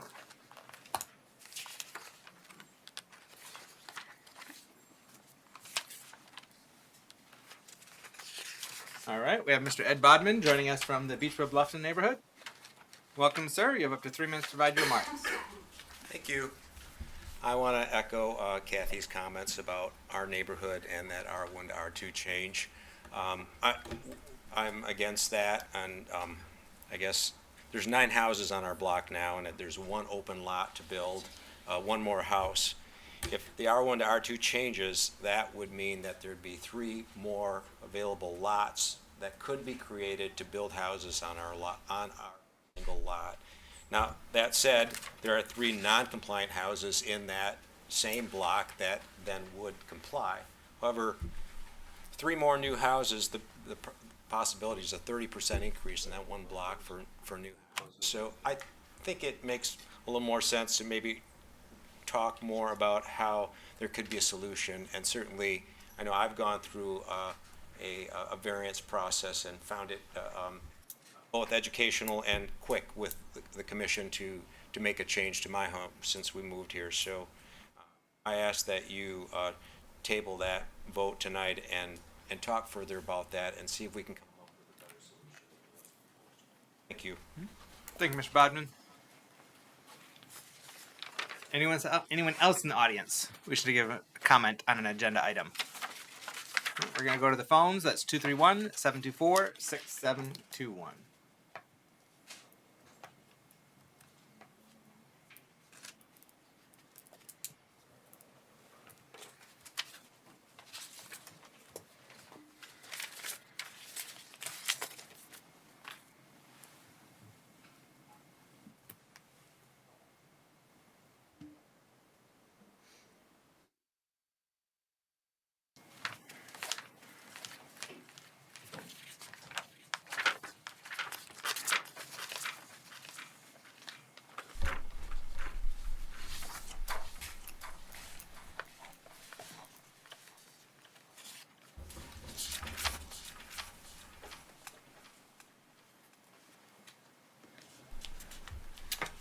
Any phone calls? No, Mayor. New echo. All right.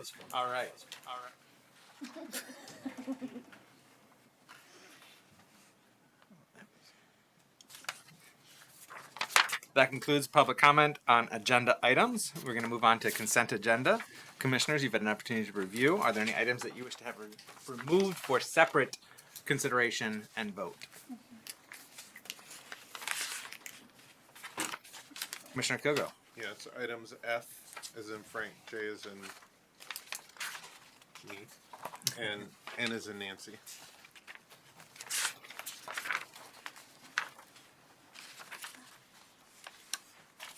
Any other items, Commissioners? Commissioner German. Was that N as in Nancy? You Yep. said- okay, M. M as As in in Mary. Mary. All Yeah. right. Any other items, sir?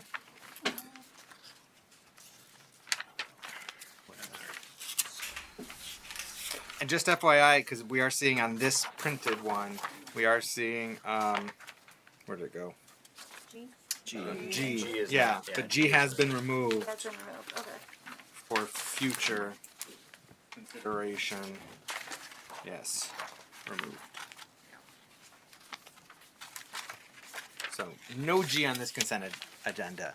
I'm Commissioner sorry, you guys Cochin. are gonna hate me today, but, L and D, D. D and L. yes. Cochin. L. Mower. Okay. There are no others, Commissioners. I would entertain a motion to adopt the consent agenda as presented, minus items D, F, G, no G, J, L, M, and N. So moved. Support. All right, we have a motion by Commissioner Kogo, supported by Commissioner German. Roll call, please. Commissioner German, Yes. Commissioner Gorman, Yes. Commissioner Cochin, Yes. Vice Mayor St. Clair, Yes. Mayor Johnson, Yes. Commissioner Kelgo. Yes. Motion passes. Thank you. First item, D, city-owned billboard lease renewal. Commissioner Cochin. I move to approve the renewal of the updated 15-year lease agreements with the Lamar companies for 2 city-owned billboard locations. Support. All right, a motion by Commissioner Cochin, supported by Commissioner German. Welcome, sir. Please introduce yourself. Jamie Pesh with the Planning Department. All right, you gonna report out on this item for us? So we had a long-running lease with Lamar that ended just recently. This would be reestablishing that lease for the next 15 years. There were some pricing updates tied to this that involved the potential conversion to digital billboard space. There are 2 pricing structures there that are outlined in the packet that basically break down the 15 years in 5-year increments. One of which applies to static rates, which are billboards as we all typically know them today, and the other which applies to digital rates, which are starting to become more prevalent in the city and the surrounding communities. Commissioner Cochin. Yes, thank you so much. I appreciate you joining us tonight. The question I wanted to ask in regards to this was looking at the costs and everything. It was talking about the revenue that could be gained for the city in the packet. Can you elaborate a little bit on that for us? Yeah, so the city of Muskegon owns 2 billboards and leases those to advertisers, in this case Lamar, and they then pay us a fee for leasing those. So this is a 15-year lease, basically. They pay us those rates for that 15-year period. 2 billboards, one of them is at the end of Beidler Street on Seaway Drive, right where it turns into Shoreline Drive, and the other one is out at the end of Getty Street, right where it intersects with Business Route 31. Thank you. And do you think that it's beneficial for us to look at investing in an electronic billboard? It could be, but under this agreement, that is something that the billboard company would end up doing. They said that there's a possibility that it could be upgraded in the future, but they still wanted to keep these 2 separate pricing structures. There was some back and forth on negotiating new rates, and they couldn't guarantee that there was going to be an electronic billboard, but if there is, there are stipulations written into the lease agreement where the city would have, I believe, a certain amount of advertising time on it, and there'd be other benefits in terms of just higher rates overall, just because there's more revenue generated by a greater number of advertisers. All right, thank you so much. Thank you, Mr. Goshen. So if I'm understanding that correctly, there's the prospect that the leasee here would make the capital improvements to the billboard itself, and then the new higher rates would rule going forward. Correct, yeah. Okay. That's good. Commissioner Kilgo. Yes. Jamie, since you're up here, two questions. The first one is, so I'm just assuming that the new lease agreement is more than the old lease agreement, since it's a 15-year agreement, new rates and stuff. And the second question is just a curious question. If a city commissioner wanted to advertise on a city-owned billboard, that wouldn't have to come in front of commission, would it? I'm just curious. It'd be through if we approve this contract, you'd be Separate negotiating with company. Lamar directly, not with the city. Sweet. Thank you, sir. Any other questions or anything else to share on this item, commissioners? Nope. All right. Thank you, Mr. Pesh. Roll call, please. Commissioner German, Yes. Commissioner Kilgo, Yes. Commissioner Gorman, Yes. Commissioner Cochin, Yes. Vice Mayor St. Clair, Yes. Mayor Johnson. Yes. Motion passes. Thank you. Next item, sale of 553, 558, 579, 601, 608, 621 Jackson, as well as 505 Elva and 532 Leonard. Commissioner Kilgo. Yes, I move to authorize the code coordinator to complete the sale of 553, 558, 579, 601, 608, and 621 Jackson, 532 Leonard, and 505 Alva as described in the attached purchase agreement, and to have the mayor and clerk sign both the purchase agreement and the deed. Support. All right, a motion by Commissioner Kilgo, supported by Vice Mayor St. Clair. Welcome. Hello. Please introduce yourself. I'm Samantha Poulos. I'm the code coordinator for the planning department. Good evening. Would you care to report out on this item for us? This is part of a potential multi-phase development with Green Rabbit Home Builder, and I believe they're here to speak to if you guys would like to ask questions. And this is the first round. We're going to, none of these will be one house built on one lot. So they'll either be split into two lots, or we'll combine 3 of the addresses and split that into 6 buildable lots. So I believe we end up with 16 houses from this phase. Thank you. Commissioner Kilgo? Yes, thank you.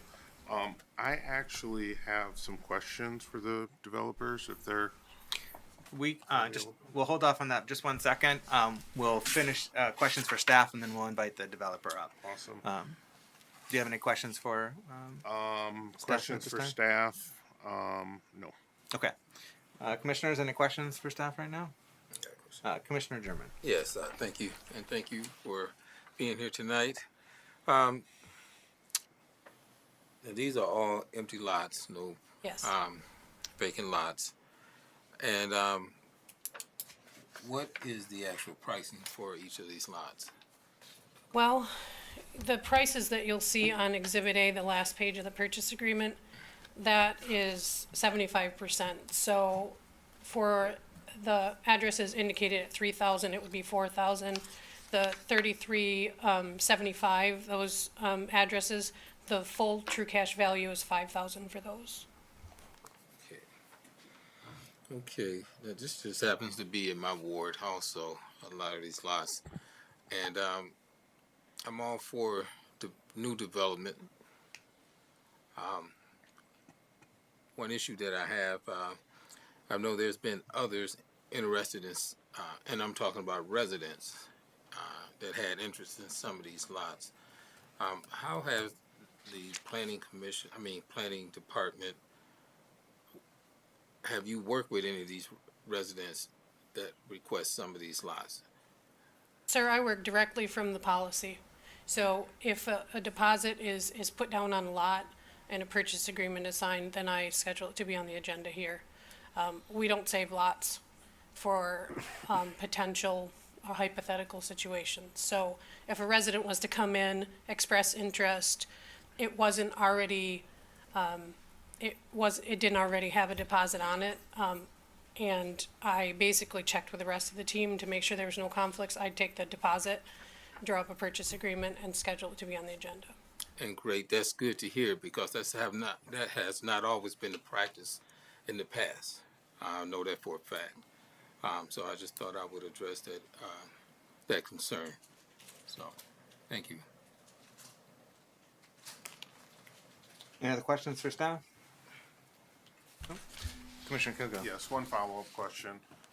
So what you're saying is the city is open to working with residents who want to purchase lots for development, or the city is open to working with residents who just want to purchase a lot to own it?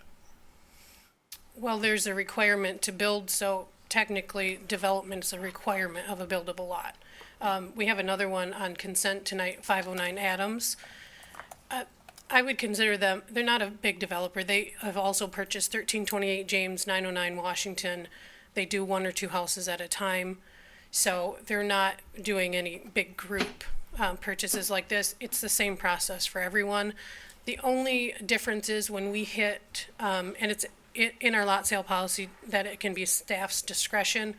When you hit about 5 or 6 houses to be built, we can extend that 18-month build requirement to 24 months, just because of the size is increasing for the project. So, thank you for that clarification. You're welcome. So just a comment. It is showing the city of Muskegon is willing to work with everyone because we're trying to develop new housing right now in the city. Yes. Thank you. Thank you, Commissioner Kogo. Yeah, that policy is available to anybody and everybody to take advantage of. If you want to purchase a city buildable lot, a city-owned buildable lot, you may do so per the policy parameters, and that's with an expectation that you're going to build it within a certain amount of time frame, and then able to get it at that reduced price, and then potentially get rebates if you follow the design parameters as well. The city does not typically sell buildable lots just to be added to other people's lots, so they have a larger yard or whatnot. Because that undermines our fiscal sustainability to provide all the services and programming that we do. All right. Any other questions for staff right now? Nope. Okay. If we could have the developer.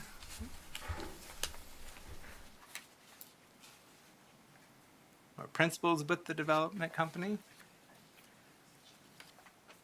Hi. Welcome. You care to introduce yourselves? Sure. I am Ellen Olney. I am Chief Product Officer for Green Rabbit.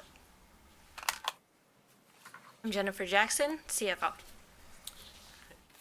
Brian Mitchell, Development Officer. Welcome, good folks.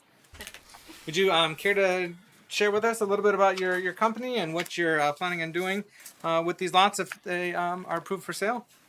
Absolutely. We intend to bring missing middle housing to each one of these lots and working with the planning department in how they can be divided to the best interest of the community. By missing middle, we're looking at people who qualify for mortgage. They may not qualify for programs for low income, but they have a hard time finding a home to purchase in the price range they're approved for. Generally, we are looking at a low 200s to high 200s price point across the board. In looking at the other development you've had in the area, that seems to be kind of a sweet spot and a need that you have, and that's what we're looking to bring. Thank you. Commissioner Kogo? Yes. You had some questions for the developers? Yes, I do. I have a few questions. So I actually have met with all three of you all, and we approached a local nonprofit here to talk about some potential help with down payment assistance or assistance in getting folks into homes. I'm just wondering, have we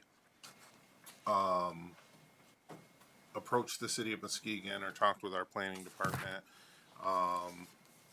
or the nonprofit and made any movement on a potential either second step in our Muskegon down payment assistance program or just a separate down payment assistance program? Down payment assistance is kind of tricky. I know you guys have a product right now for like 80% AMI. What we were looking to establish when we work with the Grand Rapids Community Foundation as well as the Muskegon Community Foundation is basically a pool of money to be able to help people that can't come up with a down payment, closing costs, that type of thing. Since it doesn't really work because the foundations want to give to a nonprofit. We're willing to open up a nonprofit to be able to do that, but I actually think that we have found a solution outside of that with a couple lenders that want to be able to assist with down payment assistance, creating forgivable seconds, down payment assistance up to $15,000 that sits as a second that you never have to make a payment on. And very reputable banks, they do want that up to $15,000 after the property closes. When they get ready to sell the property later down the road, 5, 10, 15, 20 years, whatever that may be. You can also refinance and keep that as still a silent second. So I think we kind of found a solution, but if the foundations want to be a benefit to that, to the folks that maybe need down payment assistance, we're definitely willing to have a conversation with them. We're willing to contribute some of our profits to being able to help people. As of right now, we are planning on paying everybody's closing costs that buys a house with our area, with Green Rabbit. So essentially a person can get into a house for an appraisal fee. You know, your appraisal is $1,000. They will walk away from the closing with money. You know, they'll get that $1,000 back. So, I mean, and it's extremely beneficial to everyone, including people that have low to moderate credit scores. So. Yeah, that's awesome to hear because not the majority, all of these homes are in Jackson Hill, and if the average sales price are going to be from the 220s, maybe 240s to 280, it's at the high end of all the rest of the homes that are in this current neighborhood. So that's definitely why I was asking about some down payment assistance. Can you all speak a little bit to these houses are going to be built a little bit differently? Can you speak to the commission about the construction of these homes, please? So these homes will be built in the same manner a traditional stick-built home will be. However, they will be built in a prefabrication plant where conditions are controlled, and they will be shipped in sections on site and assembled. Same process. You won't see a difference between a traditional site build and our modules that come in and are placed on site, and they will go through the same inspection and receive a certificate of occupancy in the traditional manner of a home. That made sense. Ask questions. It's really an amazing process that allows for efficiencies in materials, which help us control cost. They're built in controlled environments, which we don't always get to do, especially in Michigan, which allows some greater, or I'd say less impact of environmental impacts on a build like that. And it also allows us to dramatically decrease the build time from when we order a product to the time we can turn it over is going to be somewhere between 3 and 4 months. as opposed to a traditional 6 to 8 month build. So it does allow us to bring more houses to the market quicker. Awesome. And then my last question is, I love the paying the closing costs, kind of helping buyers get into these homes. Would you all be willing to work with some of our local nonprofits on that education piece? Because I still want to help educate residents that already live and work in the area to be able to buy some of these homes. And I know that Mid-Michigan has a certified HUD counselor, and True North is doing some services and stuff, but I really am,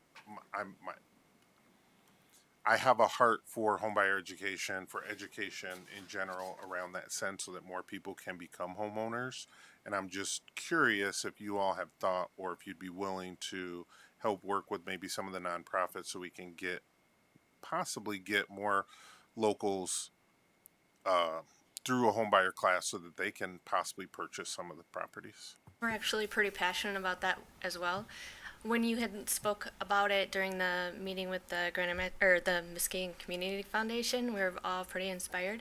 So if you have places you can plug us into that we can participate in, we'd love to do that. Awesome. We're also going to include a packet with each home that includes, the regular stuff. Here are all your warranties. This is how you contact these things. Make sure you have this and this. And some of those education pieces will be plugged in there because you don't know what you don't know, right?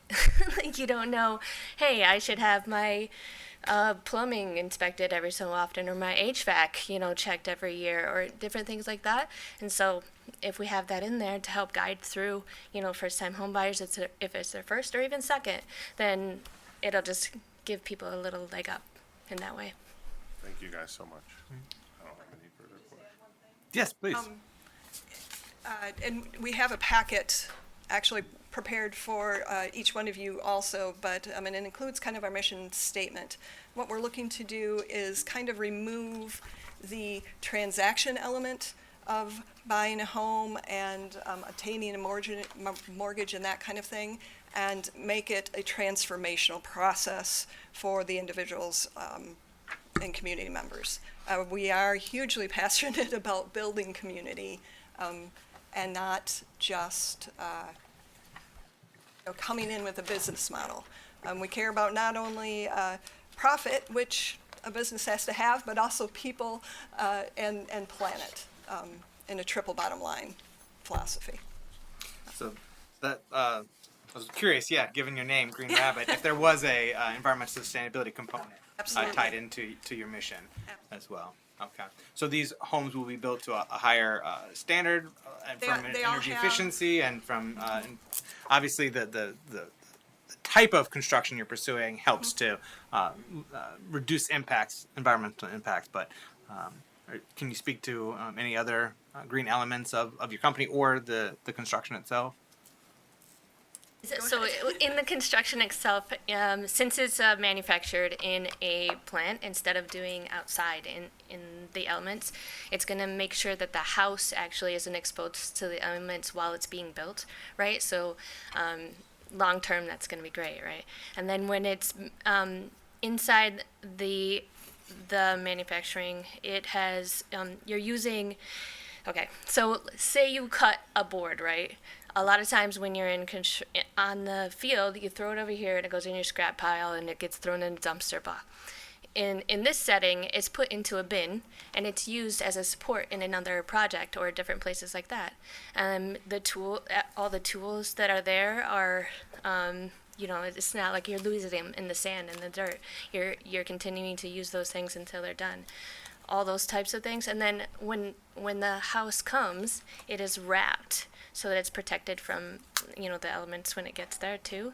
So again, like long term, that's going to be set and ready, for that. And then, we're going to make sure the yard is nice and it's going to grow and that kind of stuff and all those types of things. But the construction part is really cool. Excellent, thank you. Beyond that, energy efficiency, the above average HERS rating, which is the energy scale for heating and cooling, how tight envelope is a great thing, but that house also needs to breathe to be a healthy home. So those are all components of a build that are kind of going into that green bucket of the standards that we're setting, not only setting for ourselves, but expecting to meet and maintain. Excellent. Yeah, the energy rating and optimization is really important, not only for the planet's benefit, but for the new homeowners as well. When we talk about sustainability from a fiscal perspective. So you all are doing a great work in helping to get people in the homes, but we want to make sure they can afford to stay in their homes as well. So awesome. How did you decide to come to Muskegon? What led you to be like, we want to branch out? You're based in Grand Rapids. You're like, we want to invest here in Muskegon and build some homes here and bring our programming here. I've always personally existed kind of halfway between the urban centers and the lakeshore, and I can't help but gravitate to the lakeshore. I'm not here yet, but I'm not sure what the future holds. But we were actually introduced kind of by a chain. We met with a nonprofit, a traditionally nonprofit lender, also somebody we knew from a previous dwelling place type of thing. Housing Next, and have worked with them in the past. That led us down the road, and we were introduced to Jake in your planning department. Originally through IFF. Okay, excellent. Well, we're happy that you found your way here. Well, and it's and you had mentioned it earlier. You guys are kind of on that forefront of your urban infill program and how that works, and that is not always easy everywhere. And we love what you guys are doing here, and we want to be a part of it. Thank you. Commissioners, any other questions for the developers over him? Commissioner German. Yes, thank you, Mayor. Welcome and thank you. I like the fact that, the energy efficient homes that can save money, and the way that you're actually manufacturing these homes. Just looking at your package here, and also how long have you actually existed and been in business? As Green Rabbit, we are relatively new. The experience across our management team is 20 to 30 years, both in residential and commercial development and real estate. Okay. All right. And I'm just looking at, your package. You talk about affordable price points. As you know, we do have a shortage of houses and homes here, but there is a portion of a demographic of groups that can't afford these type of homes. And you talked about some programs. If we can be a part of developing something along that way, again, the three of us came together and met originally. I met both of them as we worked for a nonprofit. So that community benefit is not only a passion, but it lives in our hearts. So if we can be part of something that can make them more affordable through relationships within your community or with other nonprofits, we are there for that. Okay. And have you reached out to any nonprofits here or been introduced to any of the nonprofit organization? I did hear something about the Muskegon Community Foundation. We met with the Community Foundation. We have not had meetings with others, but we would love to get to know who we need to know. Okay, and how can you be reached? Our contact information is right on the bottom here for each one of us. Okay. And a couple of us are realtors, so you can call us anytime. Yeah. And I get the business model and what you're trying to do, and you talked about making money, which is part of business. I have a real passion for helping less fortunate. With the increase of gentrification, with new development, it's almost inevitable not to see any. So I would really like to see, on your part, partnering with some nonprofit local organizations, if possible, to just try to reach not only that attainable portion of people, but lower. And I think somebody mentioned it, Commissioner Ekholm had some good points that he brought up with home owner programs. So if you have specific organizations that you have in mind, that would be perfect to plug us into. The one nonprofit that I currently volunteer for is Tommy Davis Memorial Fund. So they do a lot of different things for the community, but housing isn't one of them, right? So they work with, well, you probably already know, but like a lot of different organizations here. But again, we don't have any information of the right organizations to plug in for housing. We're here for it if you have it for us. Well, I'd like to say welcome to the city of Muskegon, and thank you for presenting. Thank you. Commissioner German. Appreciate your time. Yeah. Thank you all. We appreciate you joining us this evening and your interest in investing in Muskegon, and most importantly, thank you for choosing to grow with Muskegon. Director Ekholm, did you have something to add or complement the discussion tonight? Okay. Just wanted to give you that opportunity. Thank you. Any additional questions for staff? Commissioner Cochin. I do. I have one more question.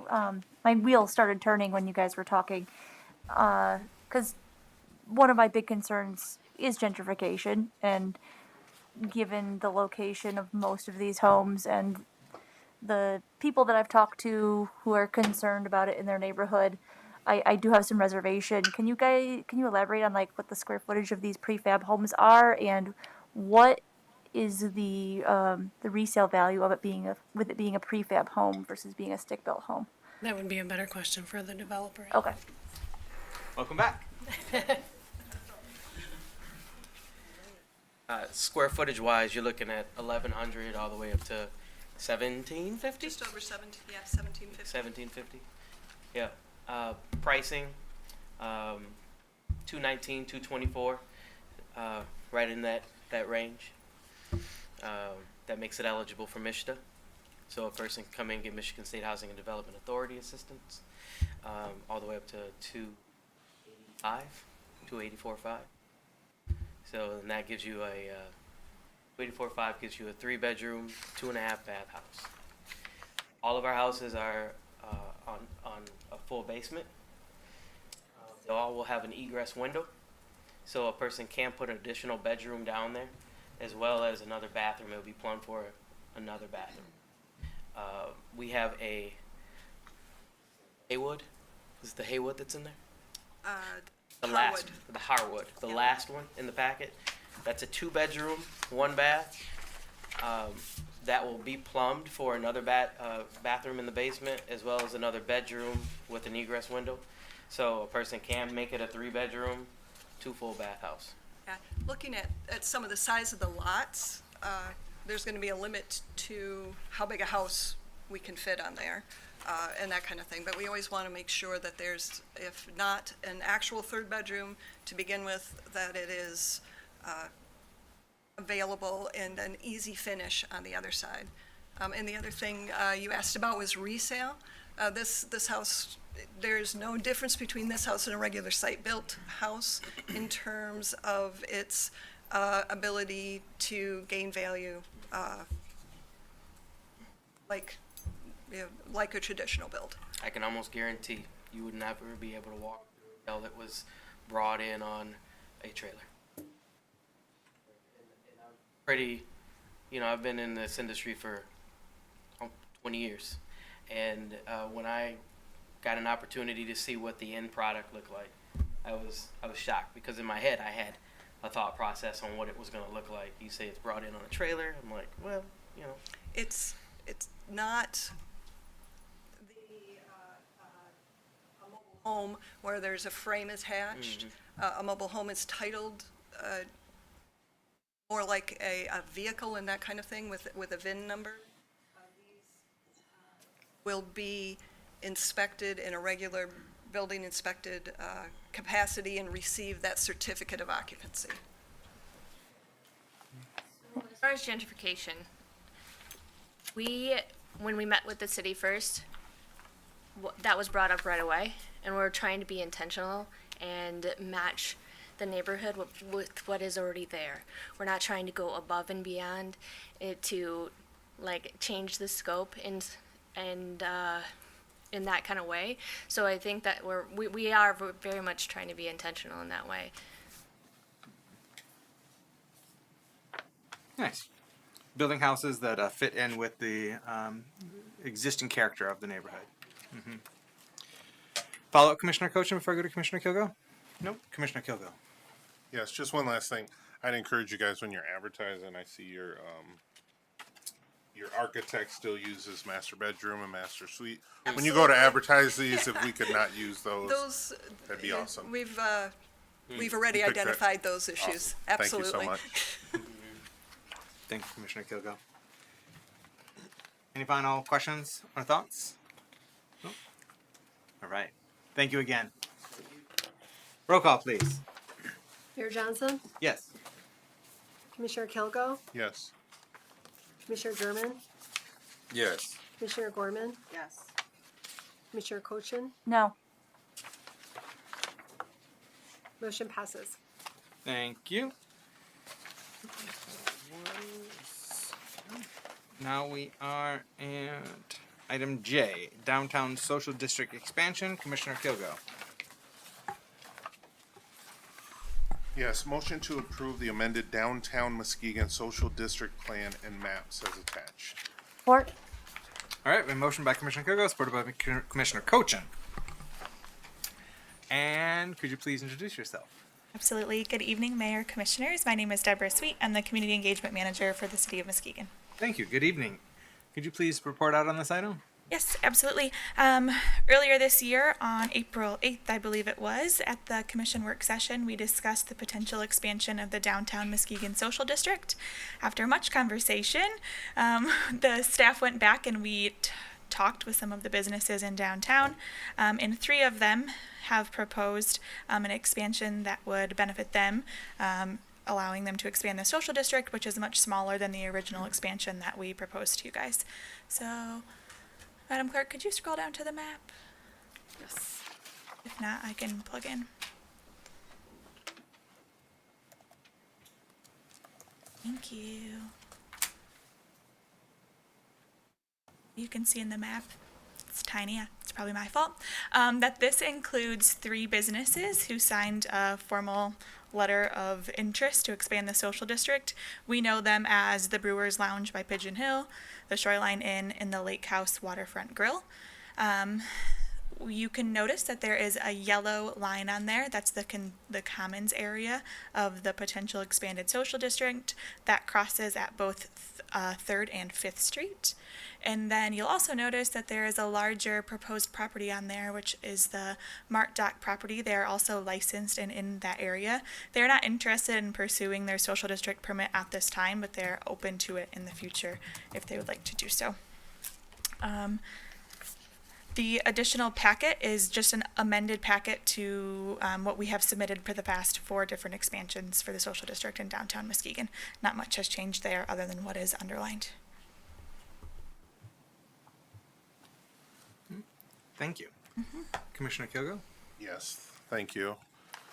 I definitely remember our meeting and the original expansion of the social district had some different directions. Those ones have been cut off. My primary concern with the expansion is,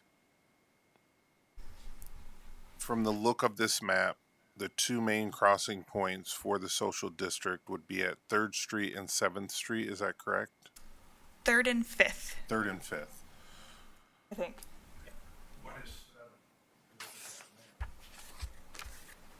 Sorry, I just had Jamie look at it. It's the 2 with the crosswalks.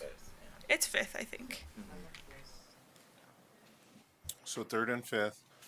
The 2 with crosswalks. The 2. So my main concern is people that do want to patronize our businesses on the north side of Seaway there, and let's say, hey, we're going to walk downtown, that they can cross Seaway Drive safely. Have we had additional discussions about crossing Seaway safely? Shoreline? Shoreline Drive, yeah. I think that, yes. I would defer to the manager. We do have, we've got signals at 3rd Street that are activated when an individual hits that, but we wouldn't be anticipating any changes to the crosswalks at this point in time.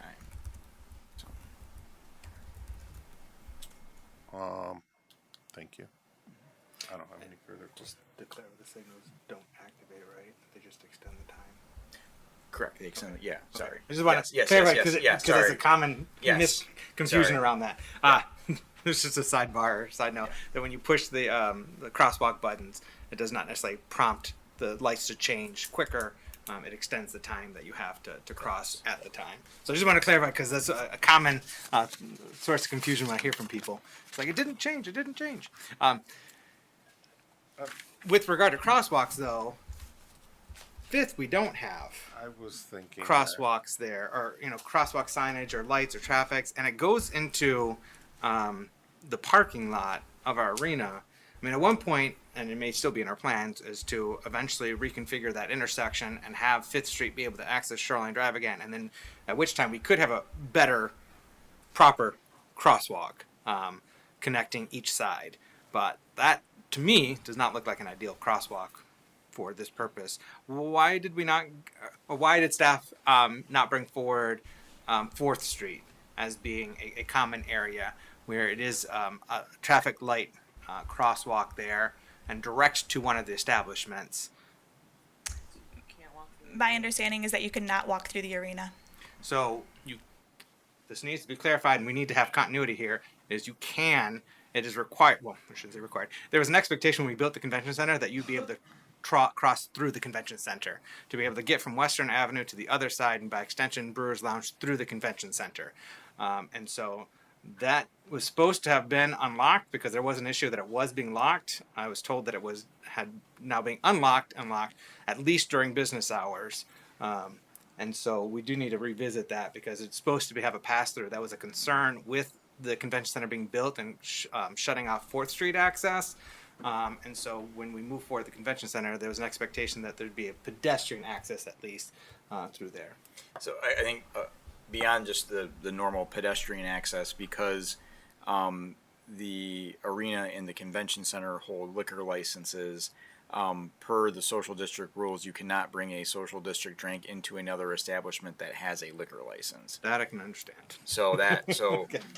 Even with the access there, you wouldn't be able to take a drink through. Gotcha. Yeah. Okay. Yeah. Okay. Commissioner Kilgo. Yes, I'm sorry. I did have one follow-up question. Because there are lights at 3rd Street, and there is a light at 7th Street, and on the western side, the social district goes down to 7th Street. Would that not have been? And I know we excluded some properties there to the west, but wouldn't that have been a better crossing area? I really am just thinking about safety. I understand the businesses want to be included, and they want to see if they can generate more revenue, and I'm all about the businesses doing better. But I am also thinking about safety because there are lights there at 7th and at 3rd. And I'm just thinking that may be a better place to say, hey, we're drinking, let's cross the street. Yeah. We held our annual social district meeting about a week and a half ago with all of the businesses, both in the downtown social district and the lakeside social district. And this was based off of the recommendations in that meeting in the downtown businesses of where they're seeing the flows of traffic. And also considering that it sounded in the past meeting that your favor was to have a more condensed social district area. I don't think they were opposed in any way, and staff are not necessarily opposed to crossing at 7th. We could also look at just having a crossing at 3rd. Correct. For the common area. Commissioner Cochin. Thank you. Yeah, so I guess I kind of want to elaborate on my feelings on this idea in general, because I, like Commissioner Kilgo, am also very concerned about the safety. And my number one reason for not liking the previous suggestion was just the crossing of Seaway.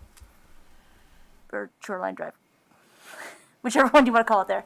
I really don't care if they have a social district on the other side. I think that they should be allowed to do that. I've got zero qualms with that. There's people already walking back and forth and doing this anyways, but like we want to make sure that people are being safe, and we want to deter them from crossing Seaway and doing that and like getting hit by cars. So. Thank you, Commissioner Koshin. Any other questions or comments? Commissioner Gorman or German? No, pretty much my concerns are the same as the other commissioners. Safety. That was the initial couple years, same consideration of the commission then. That why we didn't expand it across Shoreline Drive at that time was concerns about safety. I'm told that some of it's happening already, and if we were to create the social district, let's say a standalone social district on the other side, had that been considered, just having a standalone social district on the other side? I suspect if we had two separate social districts and just separated by Shoreline Drive, that people are going to be crossing back and forth regardless. And perhaps that's the reason why you didn't bring forward a standalone social district on the other side of Shoreline versus an expansion.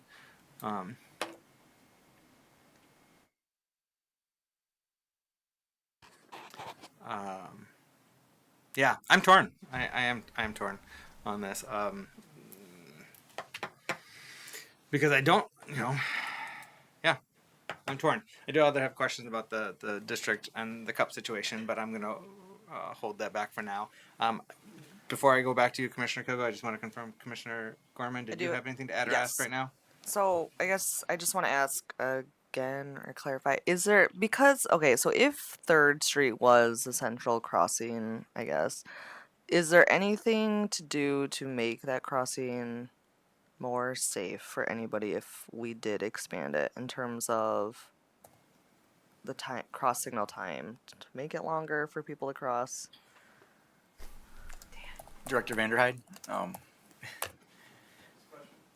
Can we make the timers at 3rd Street longer to give people more time to cross?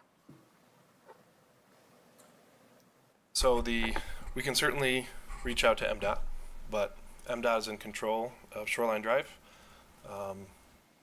Their priority with timing of lights doesn't always match ours. Okay. Thank you. It's a very diplomatic answer.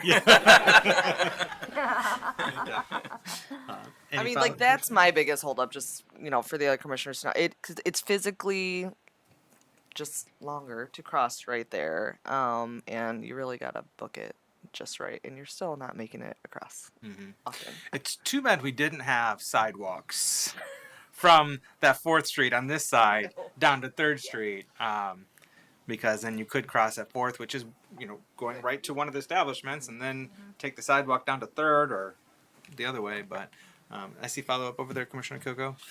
Yeah, I mean, I just want to share my opinion here, is that I would be in favor of approving this if we cut it down to just 3rd Street and we looked into contacting MDOT to see if they would extend,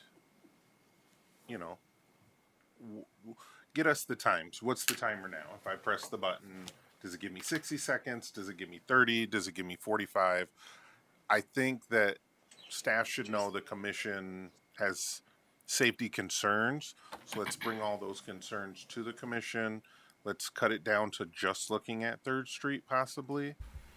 And if we can show that we've done some due diligence as far as keeping our citizens safe in this new expanded social district, then it might have a chance to get passed. I just wanted to share that. I think that's how I'm feeling. I can't speak for anyone else. Thank you, Commissioner Coco. Any other questions or thoughts to share right now? So when this was before us previously, it was more businesses, more expansion. Were the other entities, Fricano's and Muskegon Brewing Company with Adelaide Point events, and well, I'm thinking on the west side, yeah, because it was going deeper into Third Street as well.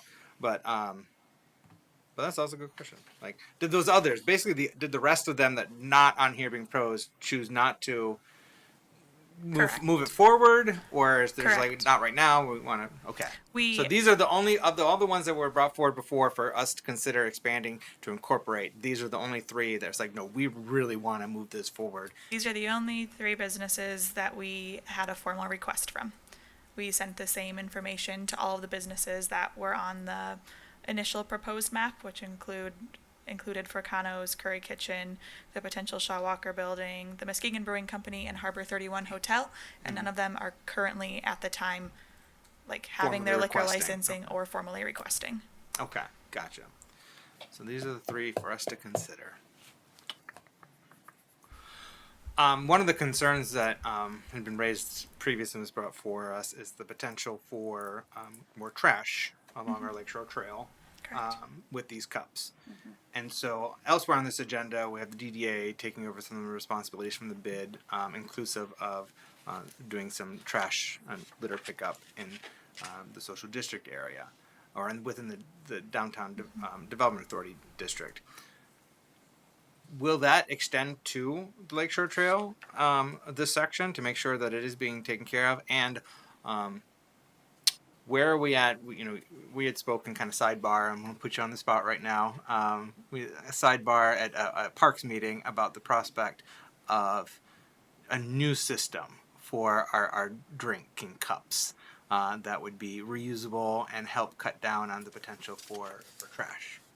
Absolutely. So I'd like to point out that the private property is the responsibility of the private property owner for their trash cans on there.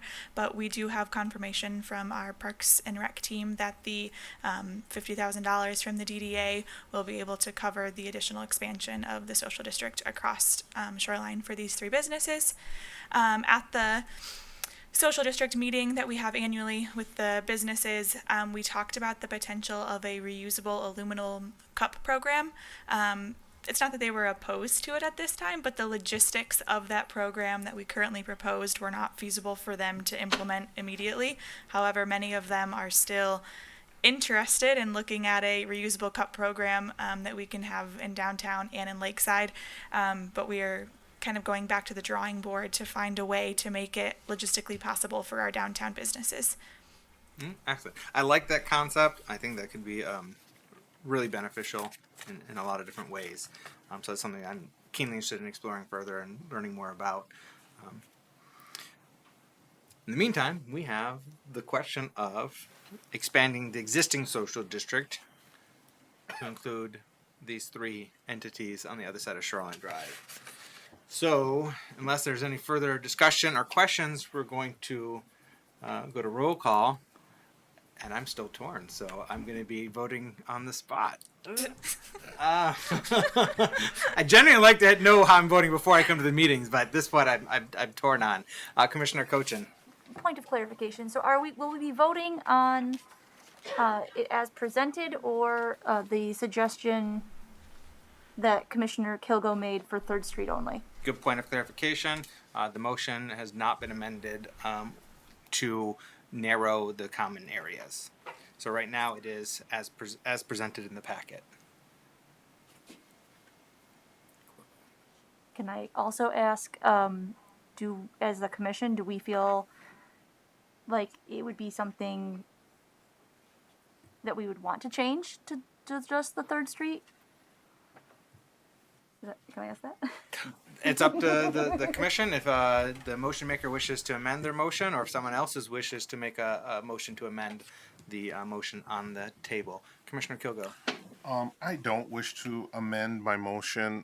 I really would like to see the numbers. I would love to see a request to MDOT for the numbers on how long the lights are right now, and if we could get expanded 10 seconds or 15 seconds, depending on how long it is right now, because that is an MDOT controlled road. I still would like to have those numbers and see those numbers, so I don't wish to amend it right now. Thank you. Commissioner Sherman. Yes, thank you, Mayor. Just a quick question. Was that included in the road diet study, possibly expanding the activities around? I'll defer to the manager on that. So expansion of the social district was not necessarily a specific study point of the road diet. However, just general foot traffic crossing was a consideration, and how that could be made easier by having reduced flows of traffic, or one lane in each direction, allowing for fewer lane feet that a pedestrian has to cross to get from one side to the other. Okay. And before this topic became a topic of continuous interest, I should say, I've always expressed the concern for safety, especially while consuming alcohol or just that activity crossing back and forth. I understand the request for the businesses that want to be part of this, and I think the mayor's talked about two separate social district plans. Maybe that's something can possibly be explored at one time. That's at the commission's discretion. But at this juncture, I am not in favor of this crossing proposal. Thank you, Commissioner German. Yeah. Any final thoughts? All right. Roll call, please. Mayor Johnson.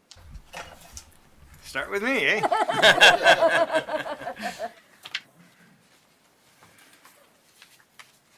As presented, no.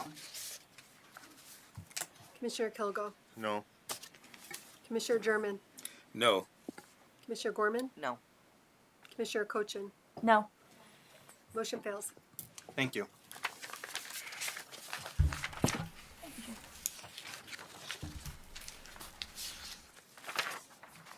Next item, L, Toro mower purchase. Commissioner Cochin. I authorize the Parks Department to purchase a Toro 4000D from Spartan Distributors for $73,582.01. Support. We have a motion by Commissioner Cochin, supported by Commissioner German. Welcome, sir. If you'd please introduce yourself. Hi, I'm Cocker Chesky with the Director of Parks and Recreation. Good evening. And you've got a report for us on this item? I do. So in 2021, the Parks Department put in an order for an updated, a new Toro. That's currently our full fleet of mowers is all Toro. We do have some smaller John Deeres, but Toro is really your high-grade commercial, large acreage mower. So this mower has a 132-inch deck, which is why it's about the biggest and most effective and most efficient mower on the market. So mowers should be rotated every 4 years. So this will phase out two 14-year-old mowers that we have in our fleet. And just to clarify, it's recommended we switch them out every 4 years for maximum trade-in value. So we're a little behind on that, but like I said, it will phase out two 14-year-old mowers that are in very bad shape. Spartan uses the Sourcewell partnership as far as making this proper in the procurement, through the procurement guidelines. There's also a lot of benefits to this specific mower. For instance, the maintenance cost is a lot lower. Our maintenance for the current year on our mowers is $20,000. However, we have one of these mowers, and all we've had to do is change the oil and change the filters. And aside from that, it operates very efficiently. It also cuts down on, it improves staff efficiency. So what we currently have is we have one of these large mowers and a smaller mower can get a large park or a large green space. And so currently our system is for our other mowers, you'd get 3 mowers on one trailer, 2 people in a truck, and then 1 person in an additional truck following behind. This would be able to have 2 mowers in the truck, 2 people in the truck, so lowering not only staff costs, but also fuel and vehicle costs. Thank you, Director Karczewski. Yeah. You got anything else to add? I'll open it up to the commission. All right, Commissioner Cochin. Thank you so much. Anytime we can reduce the driving of extra vehicles around, it's a good thing. I wanted to touch base with you guys to see if you had looked at the emissions on the newer mower versus the older mowers. Yes, they're much better, and this one operates a diesel fuel, so it is more fuel efficient than the smaller mowers that we have. Okay, and then the other question I wanted to ask was the smaller mowers. What's going to happen with those? Are we going to be doing anything to recoup any monies for this new purchase with the sale of these other mowers, or are they just going to go to the scrapyard because they're so old? We are constantly trading in and getting money for them. As I said, that they suggested every 4 years, so the ones that are 14-year-olds we're not going to get a whole lot for. But as I said, $20,000 was our maintenance cost last year, so we work with this vendor quite a bit, so that money will go towards offsetting other costs that we have with this vendor.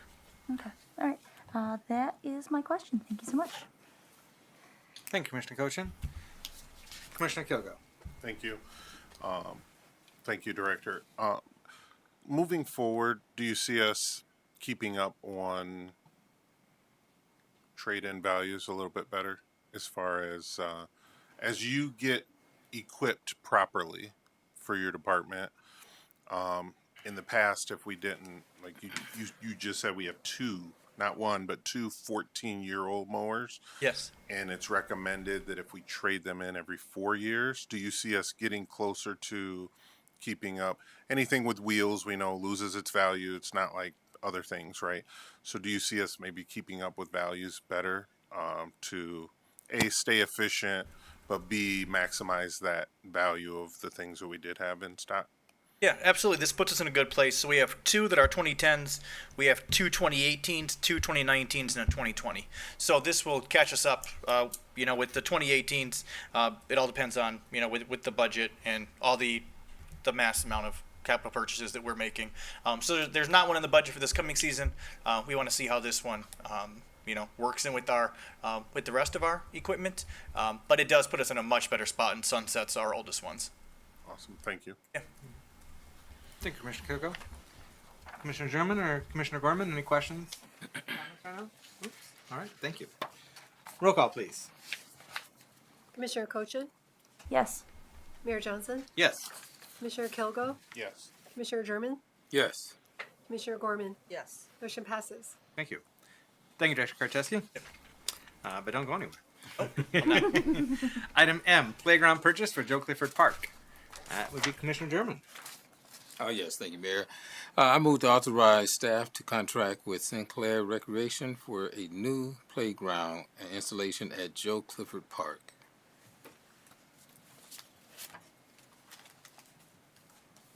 Support. We got a motion by Commissioner German, supported by Commissioner Kilgo. Could you kindly report out on this as well, Director Karczewski? Yes, so a couple months ago, we came here and got the capital improvement plan approved by commission. One of the items on the capital improvement plan was improvements to Joe Clifford Park. Those improvements came in, we budgeted $165,000. That was kind of earmarked, some money for the splash pad, some money for a new playground.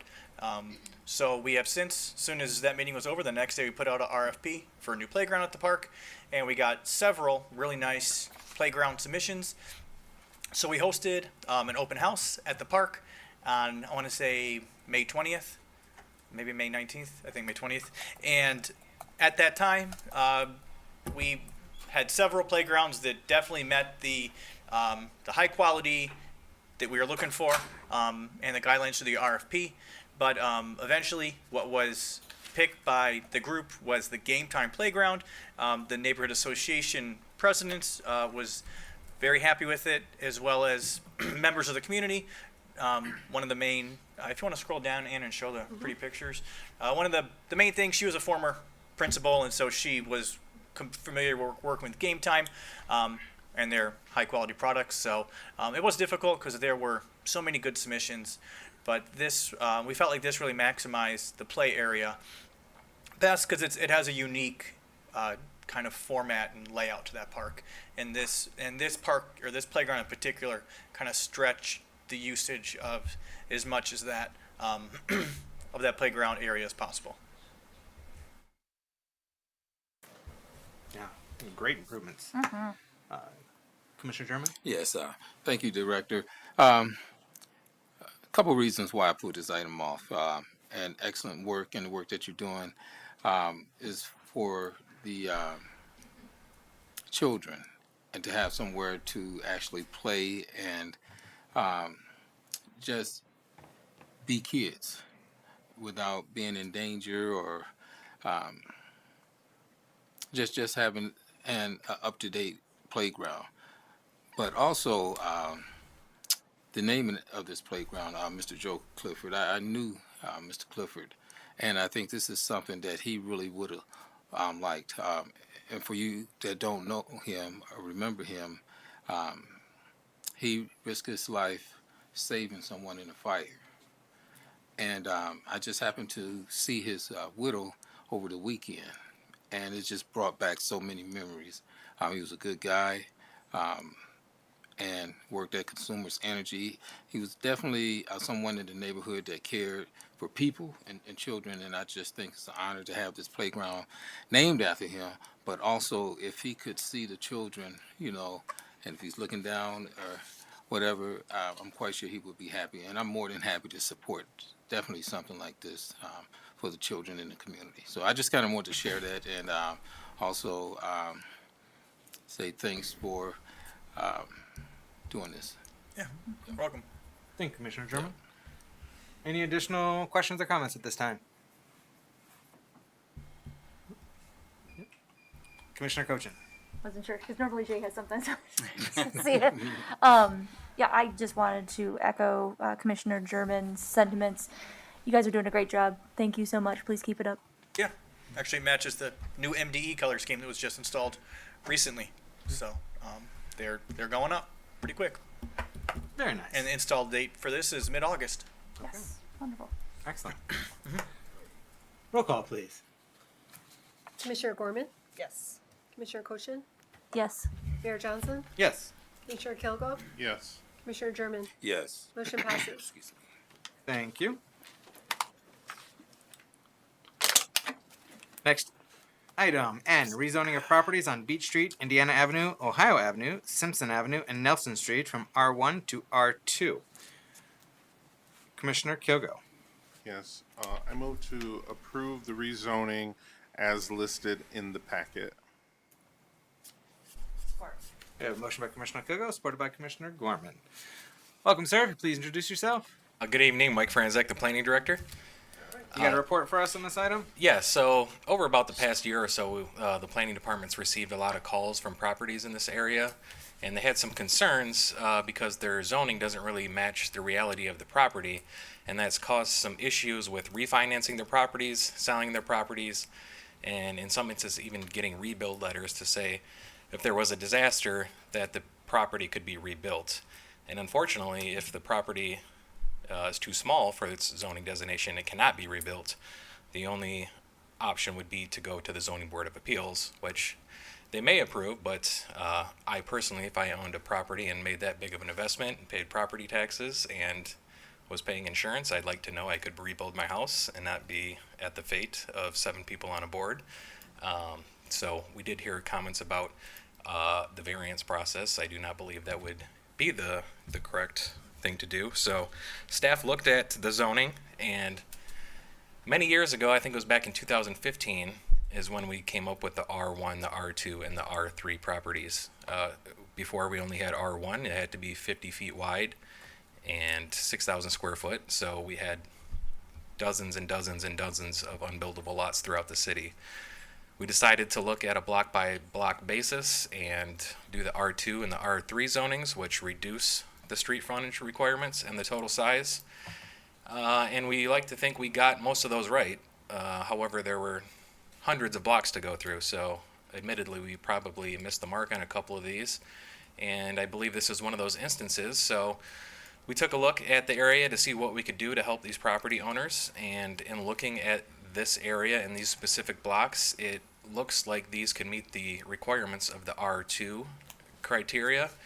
And that would help out a lot of these property owners. And really, it's out of all of this area, it is only going to create 11 new buildable lots. However, 6 of those have houses right in the middle of the property. So in actuality, right now there's only 5 properties that could be split. So in addition of possibly 5 new houses, if they chose to do that. They may not chose to do that, but in the middle of a serious housing crisis, I don't think that would be such a bad thing.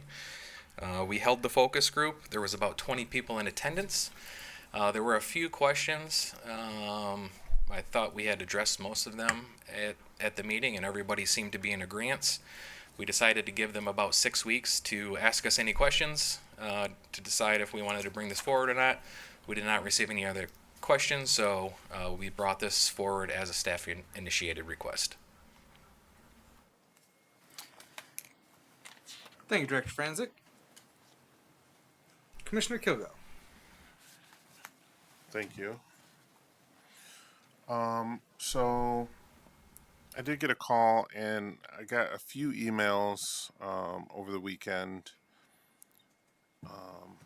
One of which speaking to the critical dune area in Beechwood, Bluffton. All of these lots fall within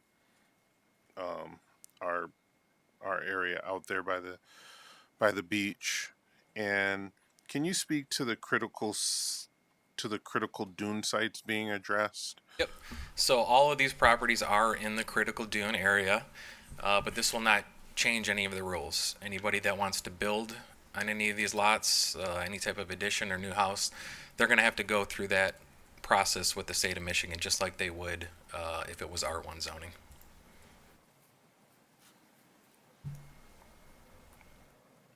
And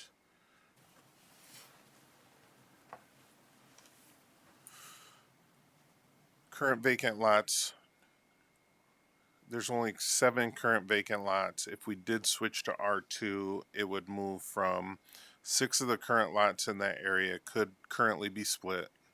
If we change to R2, possibility of 11 lots would be able to be split. So we're not, we're adding possible. None of these are saying that they're going to be built on, but there'd be a possibility of adding 5 lots if someone split their lot. And then there's currently 7 vacant lots in the map that you shared with us. The houses that are there right now, they're grandfathered in if they're legally non-conforming. Yes. So if they don't fit the criteria of R1 or whatever, they're fine because they were already there before we changed the zoning, correct? Correct. And anyone who said that, I'm sorry, if we changed from R1 to R2, no one would be able to build a duplex because that's not allowed in R2 currently, correct? Yep. And then they would still have to go through all the steps because it is in a critical dune area, as you just spoke to. That is correct. Okay.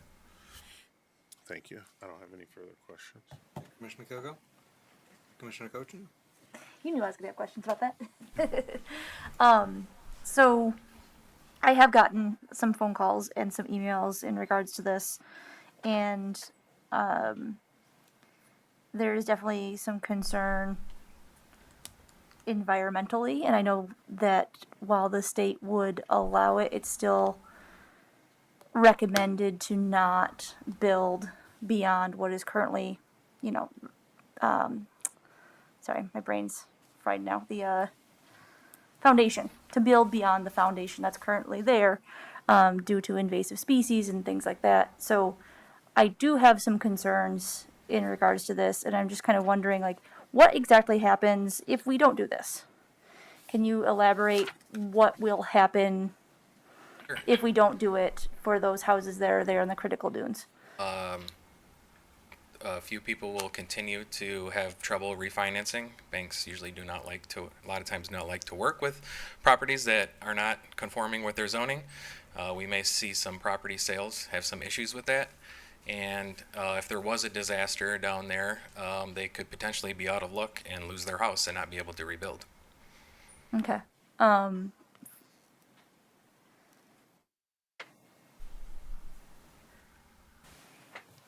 Can you explain why not do a variance process for that area? They could. Yes. But I believe it would be more proper to just put them in the correct zoning that puts them into alignment with conformity, because the zoning board of appeals might vote no. There's supposed to be a hardship as to why they should be able to build on a smaller property than anybody else.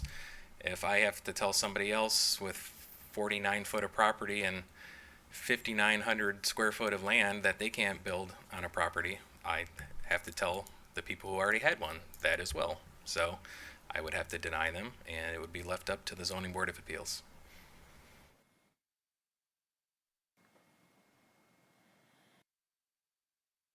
Okay, I don't have any more questions at this moment.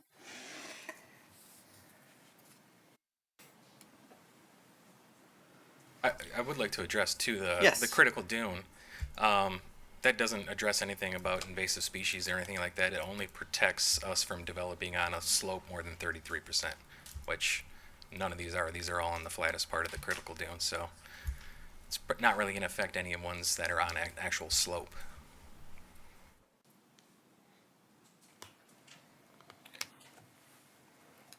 Commissioner German or Commissioner Gorman, anything to ask or add before I do follow up? All right, Commissioner Kilgo. Yes, just one follow-up question. The 7 current vacant parcels in this area, if they have 50 feet of road frontage, it's 6,000 square feet in them, someone could potentially buy and build right now, as long as they went through the steps of the building department anyway, Yes. correct? Yes. Thank you. Yes, Mr. Manager.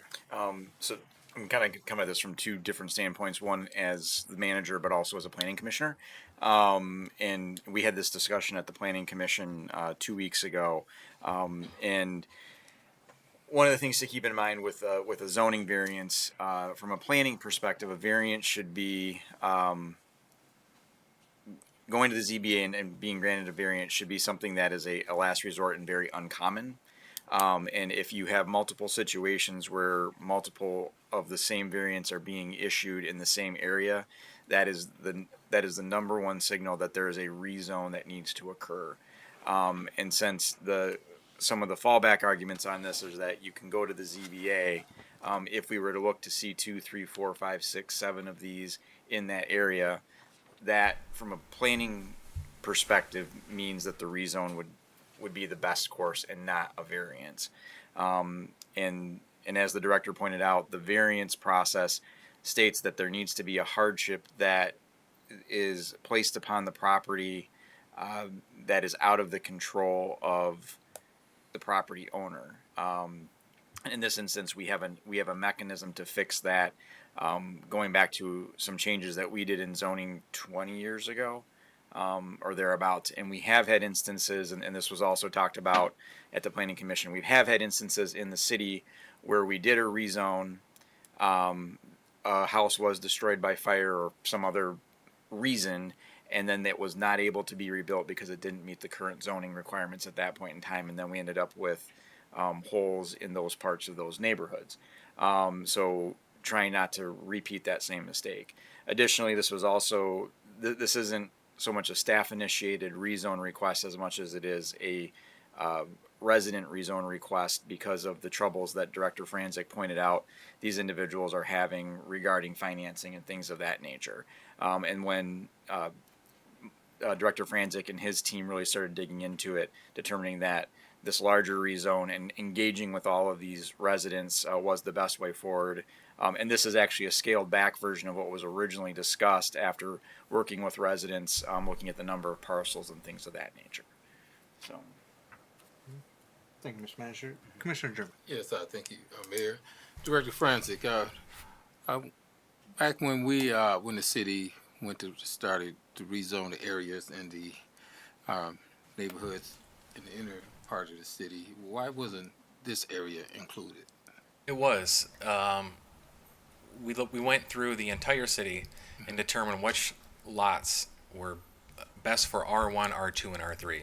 So you're correct. These ones that are R1 did not get rezoned because they were so close to 50 feet and so close to 6,000 square feet that when we looked at them from a block by block basis, we might have just assumed that they were close enough and there wouldn't be these issues. Some of the other ones are a lot easier to determine. The closer you get to downtown, the more narrow the lots are, so it's really easy to see a 33-foot wide lot surrounded by 50-foot lots and determine that we should allow buildings on 33-foot lots. So, but some are a little bit closer, and if you look at the map here, some zones in this area are R2, not quite as far down here on Beach, but within the neighborhood there are. So this is one that's right on the border, and if I could have gone back in 2015 and suggested R2 at that time, I certainly would have done it. I think just dealing with so many blocks, this was just an oversight. Right. So, and right now, actually, there are non-buildable lots. No. Oh, they're not. No. Non-buildable lots. All of these are buildable. Buildable. What it's going to create is the ability for a small handful to split their lots and create another lot. Yeah. Okay. About 11 of them, but 6 of those have homes on the middle of the lot. So really, we're only talking about maybe 5 new lots. Okay. If the owner decides to do that, they may not even choose to do so. Right. That was stated. Thank you. Thank you, Commissioner German. Mr. But Manager. then also just to clarify, Director Franzik, it also would allow some existing homes to come into compliance with the zoning. Yes, it would help quite a few of the houses come into compliance with the zoning, help with their refinancing, helping with rebuild. It could even help them if they were planning an addition on their home. Yeah, it's going to help at least a dozen properties. Just one more question. Yes, please follow up, Commissioner German. So, if I heard you correctly, you said that was basically some type of maybe oversight. You probably would approach the situation a little bit different, knowing all of the details. Have there been much feedback from citizens or contacting you? Well, at the focus group, we invited everybody within these borders to come to the meeting. We had about 20 people in attendance, a couple on Zoom that were on vacation, and one of them was pretty adamant. They are the 4 or 5 parcels that face Harbortown. They're not in Harbortown, but they face Harbortown Circle. And they made a good point. Those lots are much larger than 50 feet. They always have been. They have plans to build on large homes, so we decided that that was a good idea, and we took those out of the request. Other than that, we didn't hear a lot of complaints or anything. It wasn't until we sent out the notice to everybody within 300 feet, so people within 300 feet of that boundary got out, and we had some public comments at the Planning Commission. And from a professional standpoint, planning in your position, what would your recommendation be? I would recommend to approve it. Like it was stated earlier, this isn't really a staff-initiated request. We only listed it at that because so many people wanted this. So if so many people want it, we're not going to make them all individually apply. We'll just take it upon us as staff to go ahead and do that if we agree with them. So yeah, I think this is a great thing that's going to help quite a few people in the area. And I think the only cause of concern is that it could create 6 additional buildable lots, which in my opinion is also a good thing. Okay, thank you. Thank you, Commissioner German. Any additional questions or comments at this time? All right. Yeah. Also, as a member of the Planning Commission, along with our city manager, I did vote at that time to recommend to us as the city commission to adopt the zoning change. I still think it's sensible. I appreciate staff for being responsive to the initial residents who had a concern and how to mitigate that issue that they were experiencing, and then realizing that there may be neighbors also in a similar situation, and thus further engaging with the community surrounding that property owner and finding that there are indeed other property owners who would welcome this change, which gives them more flexibility with their property and mitigates some potential pitfalls and problems. So I appreciate very much staff's responsiveness and engagement on bringing this forward. With regard to the critical dune area, it is critical dune area.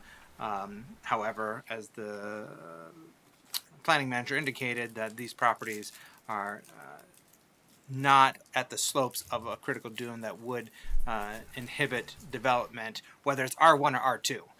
So the zoning change itself has no impact on the ability to develop within a critical dune area. The state law with regard to protections of critical dune areas still stands and rules, regardless of the underlying zoning classification that we assign to it.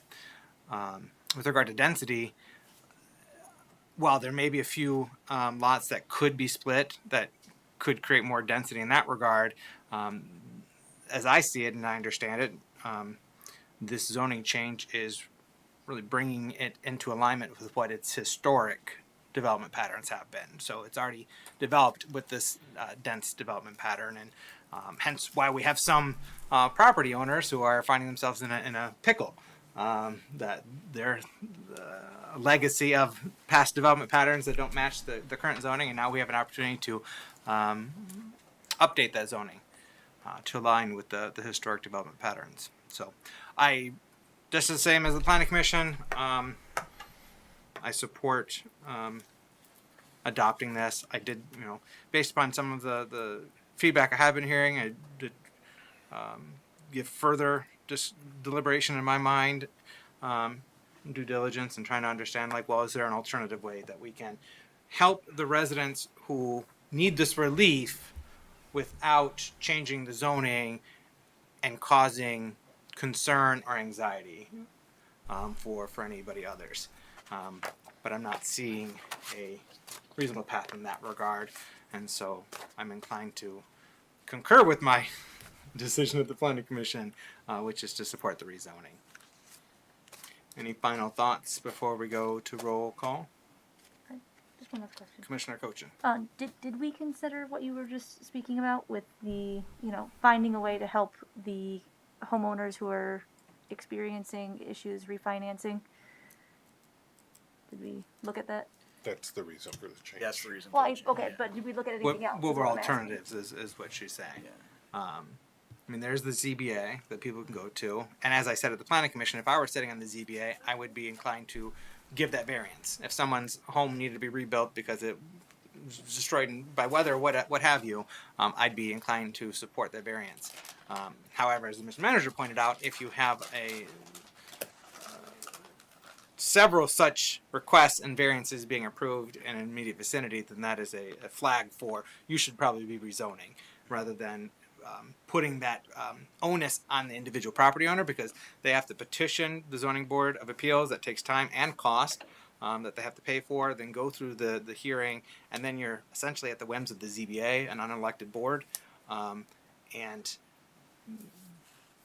unfortunately, personal biases could come into play, where they're like, we're going to give a variance here, but we're not going to give there for whatever reason. And so I do like taking that out of the equation in terms of uniformly everybody in this area has a use by right per codified zoning, versus kind of at the whim of whether I get to rebuild my home due to a board, and then force them to pay and go through that process as well, versus just changing the zoning as use by right.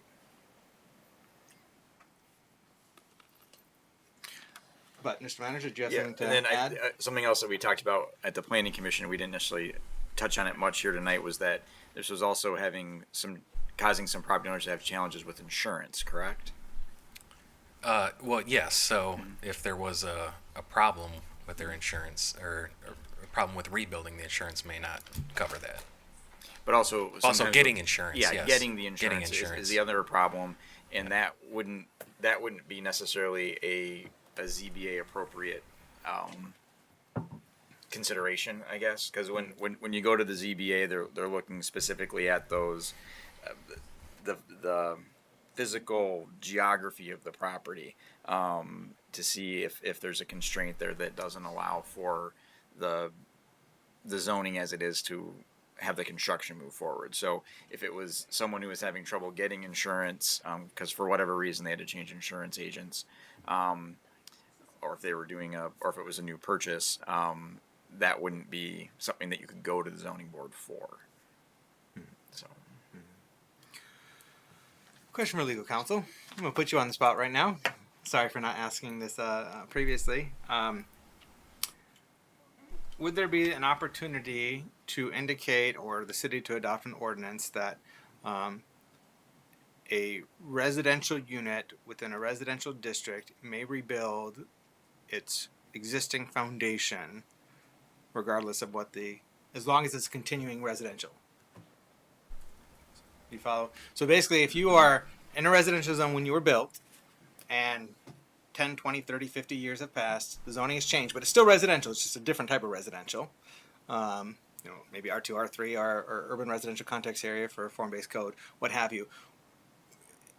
Is it within our powers to pass an ordinance saying because you were residential before, residential now, you can rebuild the existing footprint? Not that that's going to solve all the problems that we have before us with this, but I'm just curious on that point. And maybe you need to reflect on that and do some research I would to want answer. reflect on it. I suppose it would be theoretically possible. You would probably you would not be able to do, I don't think you could do it in one ordinance. I think you'd have to do it probably amending every zone classification that would have residential in it, whether it's zone residential or not. Mhm. It would apply across the city completely. It would absolutely gut your zoning ordinance.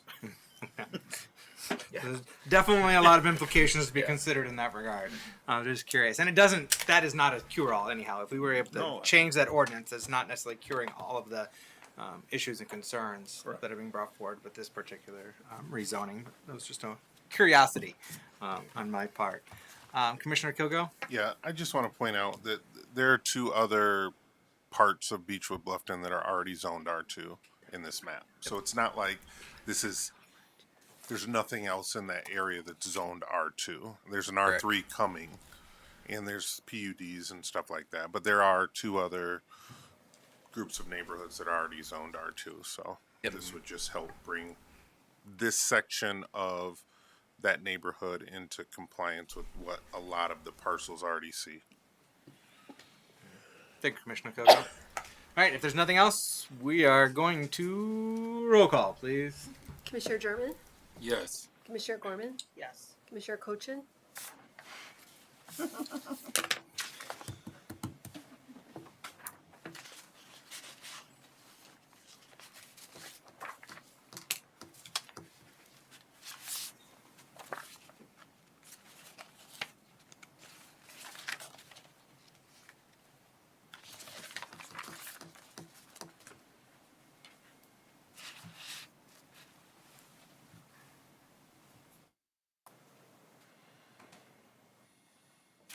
I'm gonna say no. Mayor Johnson? Yes. Commissioner Kilgo? Yes. Motion passes. Thank you, Madam Clerk. All right. New business, Juneteenth resolution. So we have an updated Juneteenth resolution before us. Did not ask you beforehand, but Vice Mayor German, will you just the honor of reading that resolution? Vice Mayor German, and I'm going to ask that we read this. Vice Mayor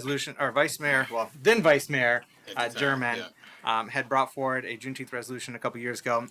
I'd helped him with that somewhat in drafting it, but it is his resolution that he brought forward. And for this adoption, we've just added some language specifying that the Juneteenth flag will be flown at Hackley Park on Juneteenth. So I'm going to ask Vice Mayor German if he's got the resolution up, if he could kindly read that for us. Yeah, and before I read this, Mayor, you talked about this resolution, and I see that the amendment was made. I didn't find that out until I checked my email. Actually, I think that was Saturday. And I am not in favor of just flying the flag at Hackley Park. I think by this being a national holiday recognized by the federal government, that this flag should be flown in front of City Hall. So I am opposed of the amendment. I would read it. Okay. Okay. So no, you can say that. So I would ask that we move forward with this resolution, which honors and recognizes Juneteenth. That also specifies that we will fly this flag at Hackley Park. If you wish to pursue flying it elsewhere, then have that as a separate motion. So if this is a resolution that we have passed previously with just an amendment to specify that we will be flying the flag. It did not, at that time in the previous resolution, specify flying the flag, period. We had handled that separately. But in this resolution, a reflection of our government speech, it is acknowledging and honoring Juneteenth, National Independence Day, and specifies that we will be flying the flag at Hackley Park, which I think is a perfectly fitting place for recognition of this day, given that Hackley Park is a memorial to the Union and the Union's victory in the Civil War, and all the rights and privileges that were afforded as a result of that hard-fought war. And so I think that is doing honor not only to Juneteenth National Independence Day, but honor to Hackley Memorial Park as well. And so with that regard, I will read the resolution, and then I will welcome anyone to make the motion. I wanted to give it the honor to Commissioner German, considering his role in the initial resolution. But if he does not feel comfortable in supporting this resolution, I do understand and respect that. So whereas the United States of America formally recognized Juneteenth, celebrated on June 19th, as a federal holiday with the signing of the Juneteenth National Independence Day Act on June 17th, 2021, commemorating the emancipation of enslaved African Americans. And whereas news of the end of slavery did not reach the frontier areas of the United States, in particular the state of Texas and the other southwestern states, until months after the conclusion of the Civil War, more than 2.5 years after President Abraham Lincoln issued the Emancipation Proclamation on January 1st, 1863, and whereas on June 19th, 1865, Union soldiers, led by Major General Gordon Granger, arrived in Galveston, Texas, with news that the Civil War had ended and that more than 200,000 enslaved African Americans were finally free, and whereas African Americans who had been slaves in the Southwest celebrated June 19th, commonly known as Juneteenth Independence Day, as inspiration and encouragement for future generations.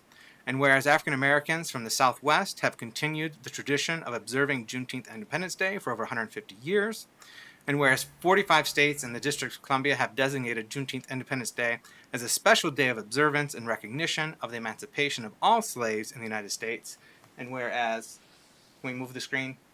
Oh, sorry.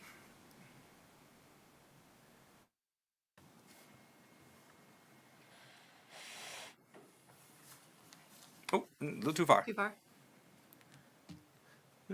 And whereas Juneteenth Independence Day celebrations have been held to honor African American freedom while encouraging self-development and respect for all cultures, and whereas the faith and strength of character demonstrated by former slaves and the descendants of former slaves, along with their great many contributions to America, remain an example for all people of the United States and around the world, regardless of background, religion, or race, and whereas slavery was not officially abolished until the ratification of the 13th Amendment to the Constitution of the United States in December 1865, and whereas over the course of its history, the United States has grown into a symbol of democracy and freedom around the world, and whereas Juneteenth Independence Day provides an opportunity for Muskegon residents and all Americans to learn more about the past and to better understand the experiences that have shaped the United States.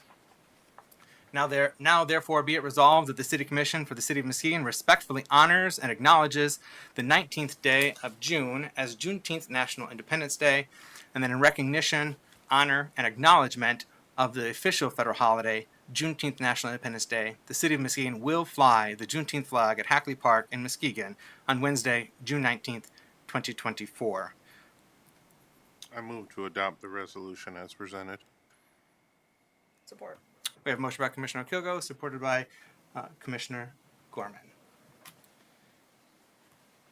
Commissioner Kilgo, do you have anything to ask or add about this item? Yeah, I guess my only add would be we do still have a commission meeting before the holiday happens, so I think we can talk with staff if we want to do more, but I definitely want to get it adopted today with the changes of saying that we'll fly the flag. Thank you, Commissioner Kilgo. Any other questions or comments on this item? Commissioner German. Yes, thank you, Mayor. This is not the amendment that I proposed to the commission at that time. I wanted to have this resolution acknowledged by the city of Muskegon and what has happened during that time of slavery, what African Americans have been through. When we look at the slavery for over almost 400 years, going into the Reconstruction years, into the Civil Rights Movement, and so on. There was times where you had to sit at the back of the bus. Well, this is not that time.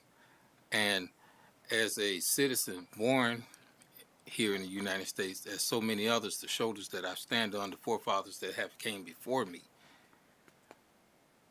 we should have this flag flown at City Hall because it, again, is a independence flag for African Americans in America.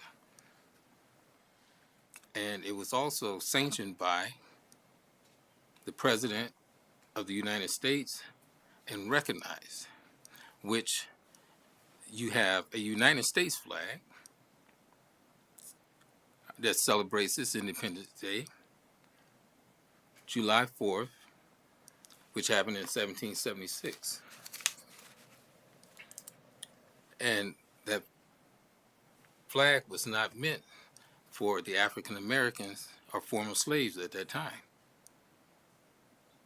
So to go back would be an injustice for blacks in America. And I thank the Biden administration for stepping up and doing what they did to recognize, and also the city of Muskegon did so at that time. But by doing this now, saying that this flag is not basically equal to or should not be flown in the same space of the United States flag that represents all of America. But the benefactor of Juneteenth helps everyone, just like the adoption or of what the city of Muskegon celebrating this, but the employees are getting paid on that day as National Independence Day for Juneteenth.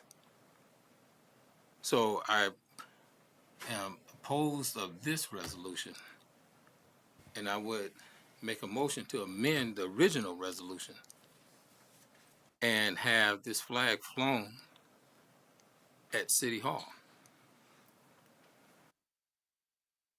That is my motion.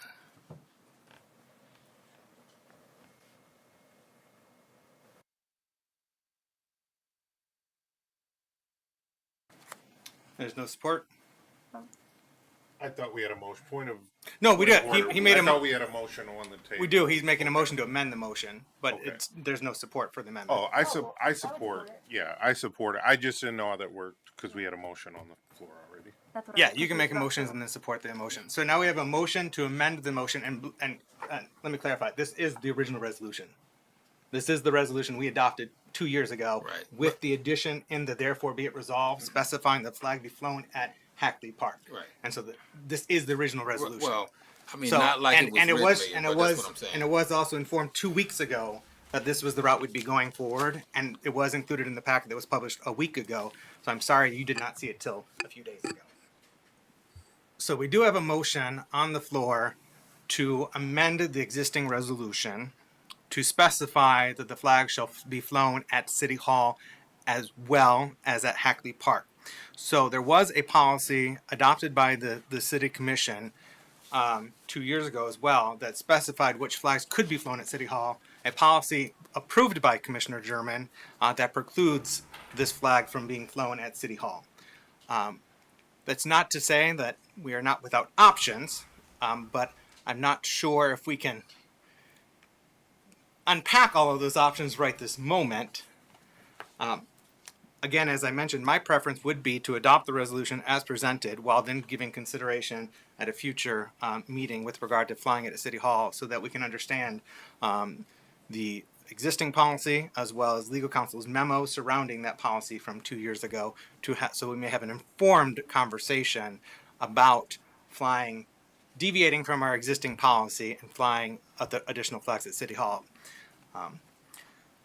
So in that regard, I do not support amending the resolution as proposed. I do support approving the underlying original resolution with the specification of flying the Juneteenth flag at Hackley Park. But the discussion right now is on the motion to amend. So, discussion about the motion to amend. Yeah, Commissioner Kilgo. Point of information, council. There is a City of Muskegon flag policy. Yes, sir. Do we have to have a separate vote to change the City of Muskegon's flag policy, or can the City of Muskegon's flag policy be changed tonight with the motion that's on the floor?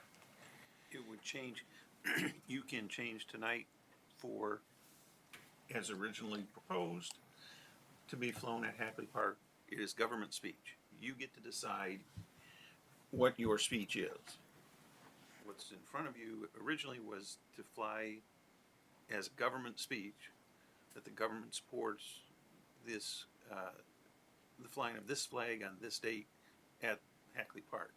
I'm a little confused on the motion, whether it is to do it at City Hall in lieu of Hackley Park, or if it's in addition to, but that's a different issue. Yeah, we do need clarification.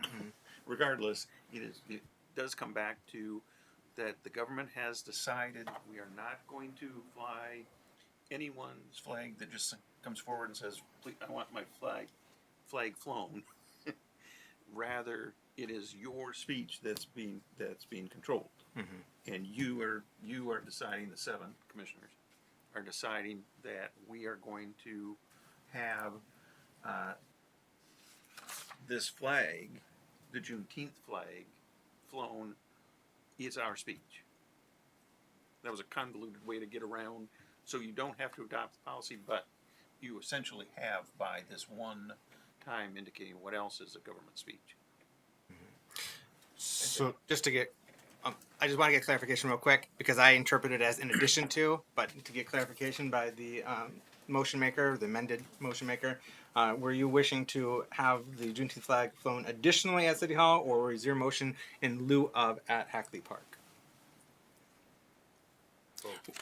Well, yeah, we can do both. But my main focus is to have the flag flown, whatever we do, So at City Hall.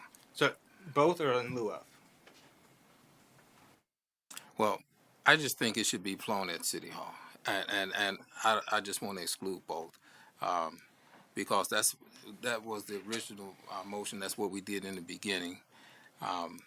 So to have the flag flown at City Hall. So the original resolution did not specify the flag flying anywhere. The ones we adopted 2 years ago didn't include language about the flag being flown anywhere. Right, but that's where we okay. flew I just flag yes, at. we did end up flying it at yeah, City Hall in So- June of 2022. Yep. So hopefully this clarifies all of that. So my intent in the motion is to have the flag flown at City Hall every Juneteenth month. Okay, that's now we're deviating from the motion. But at this point, then I should say. Right now, as I understand it, was to fly. I understand you want it flown at City Hall. Yeah. The question is, was your intent for it to be flown in lieu of at Hackley Park or in addition to at Hackley Park? I would say in addition to Hackley Park. Okay. So now we understand what your intent was, and I think I heard you, and you agree with that intent. I support that. Okay. That has been clarified now. Commissioner Kilgo. Again, as I said at our last meeting, there are a handful of federally recognized holidays. Juneteenth is one of those holidays in this country. I think it should be a really easy vote. I mean, if we fly it at Hackley Park, if we fly it at City Hall, it's still the city flying it, so it's still our speech no matter what, and I fully support that. So I think the vote should be easy. So I'm ready to vote when the rest of the commission is. Thank you, Commissioner Kugo. Commissioner Cochin. I'm sorry, I'm still lost in the sauce. Can we, if we vote on this to be flown at Hackley Park or at the City Hall, are we overriding the previous city commission's vote to not allow any other In the limited flags? extent of this particular flag at these particular locations. Okay, so it's not opening up the door to all of the other flags, and it's not overriding that ruling from before, right? I just want to make sure that. to this flag on this date in these locations. Okay. It's an Gotcha. exception, which is encased in our government speech. So we do have the right to do so. Okay.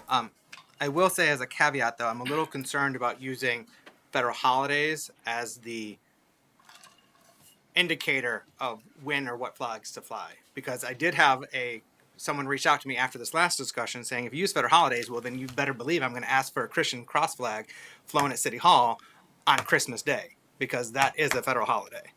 And so if we use federal holidays as an indicator of when to fly, we are now potentially opening up.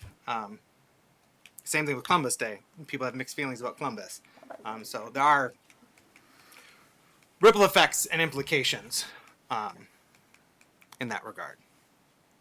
Well, did you? Yeah, I was gonna say we have separation of church and state though, so I mean we should be able to. No. Nope. You open your meetings with prayer.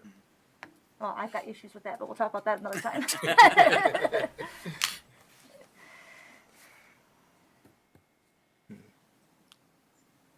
So yeah, no, there's no, and the Supreme Court has actually ruled on it. There's nothing that would preclude, if we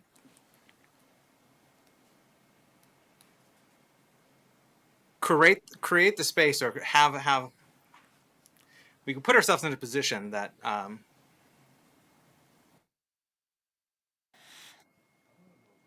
that we couldn't stand on. Well, that's the separation of church and state. Like we could not necessarily use that as a defense of like, no, we're not going to fly your Christian flag because of the separation of church and state. If we're proceeding with an understanding of, well, we can fly flags on federal holidays. Point of information. We would still have to vote on it no matter what flag it is, correct? If it's different than our current policy, the commission would still have to vote on it, correct? Yep. Sweet. We'd vote on it, and it opens up potential litigation risks if we were to. One potentiality is to say no in this regard. It could then lead to someone suing us saying, "Well, you're not, being fair in your approach." But yes, we have that. It's within our individual purview to say yay or nay on each of those. Commissioner Kogo, Mr. Manager. One of our great directors on staff just suggested maybe saying as a caveat of federally recognized Independence Days, as opposed to federal That's holidays. where I was going to go with that as well. Yeah. Yep. I like that clarification. That helps, gives us a little bit extra protection by premising this on federally recognized Independence Days, of which we do have, and are the National Independence Day and Juneteenth National Independence Day. So, I feel much more confident I would support that. if we are basing our decision on flag flying on that caveat. Support that as well. And what was that? National Independence Day. Federally recognized National Independence Days. Days. Okay. And we're just and actually applying what the request was, amendment the Juneteenth flag.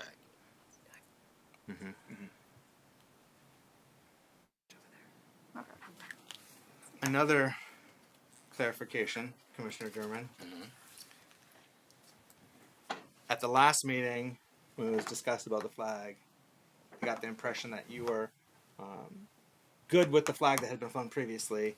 And so, and that was the flag that I was presuming we'd fly at Hackley Park because we already have it. We already own it. But if we're going to be flying two, we're going to need to be buying a second one. Are you good with buying a second one of that same version, which is the one recognized by the National Juneteenth Foundation? Well, I mean, due to the flag that represents Juneteenth, and we had some discussion on the commission about the other flag, which is the Marcus Garvey flag, which represents a Pan-African movement, which was a great movement during that time. I think it would be in the best idea to be consistent, to have the same flag, to make sure that we educate the public on this, because that's been a huge issue when it comes to which flag represents Juneteenth. And so being miseducated could cause concerns and confusion. So I would just suggest that we continue with the flag that we've flown before, which is the one that the let me see, I think I have it here. Shoot, yeah, this one right here. Yep. Yeah. Yep, Okay. Yep. With or without the date on it. June 19th, 1865. Yeah. I mean, that's fine. Okay. Yeah. I think our version has the date. Yeah, I thought it did too. But we need to get That's another why I one. make sure. Yeah. Okay. So, Thank you. Yeah. well, understanding what existing policy is, understanding that we are making exception to existing policy on this, and then we also premising that exception with it being federally recognized Independence Days, I am comfortable with supporting this amended resolution. What was that, look? I don't point out that we could not find the other flag. We looked. Oh, well, we're going to buy two flags. Okay. Yes. Send you the link. Thank you. Yeah. Given that, I am comfortable. I think it's very fitting to fly the flag at Hackley Park. And so I'm happy that that is included in here. And I have no qualms with flying it at City Hall. I supported flying it at City Hall 2 years ago. I support flying it at City Hall now within the parameters that we have discussed. So any further discussion, questions, comments, concerns? Just one more thing. Yes, Commissioner Jones. And thank you for that, Mayor. You know, this is something that should be taught in classrooms. The history of Juneteenth and what it represents and the struggle that African Americans have had throughout the United States. And to now be able to freely have an opportunity to learn and to get an understanding. And I think the biggest fear is that when people don't know, you just don't know. And I think as our policies, as our mission, as we talk about the inclusiveness, diversity, equity, inclusion, anyone that has something related to their culture, I think should bring that to the commission. We shouldn't just stop here, because we all can be educated and get an understanding about each other, and it makes it more comfortable to live among each other when you understand each other. So right now we have a motion to amend the motion on the table. So we vote on that first, and then we'll vote on the underlying motion, and it's either original iteration or the amended iteration. Everyone understands that? No. Okay. So we've got a motion by Commissioner German, supported by yourself. We'll be voting on that motion to amend. If it succeeds, then we'll vote on the amended motion. If it fails, we'll vote on the original motion. Thank you. So, roll call, please. Commissioner Kilgo, Yes. Commissioner German, Yes. Commissioner Gorman, Yes. Commissioner Cochin, Yes. Mayor Johnson. Yes. Motion passes. Thank you. Now we will vote on the amended motion.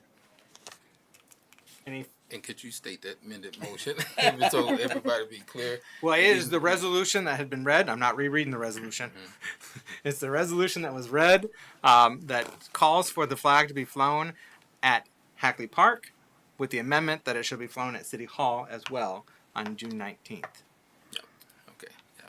Thanks for that clarification. And I think it's understood based upon the discussion here tonight, that the caveat, yes, so we don't need to incorporate it in the resolution, right? Okay. We want to make sure we're covered, our legal butts are covered. Okay. Any further discussion? Nope. Roll call, please. Commissioner German, Yes. Commissioner Gorman, Yes. Commissioner Cochin, Yes. Mayor Johnson, Yes. Commissioner Kilgo. Amen. Yes. Motion passes. Thank you. Hallelujah. So that brings us to any other business. Then we'll be moving on to public comment on non-agenda items. Commissioners, do you have any other business right now? Commissioner Cochin. I just wanted to let everybody know that there will be a plant swap at McGrath Park on Sunday from noon to 3. So if you have some plants and you want to get some new plants for your garden, vegetable garden, if you're food insecure, please come on out from 12 to 3 on Sunday. Thank you, Commissioner Cochin. Also, I want to remind folks that tomorrow there is an engagement session at Seifert Park. That is Wednesday, May 29th, from 3:30 to 5:30. That is with regard to the skate park area as to its future. Some of the several elements of that skate park had already been removed several years ago due to deterioration and just hazard. And then there's been a separate initiative underway to develop a new skate park, one in which we're looking at downtown.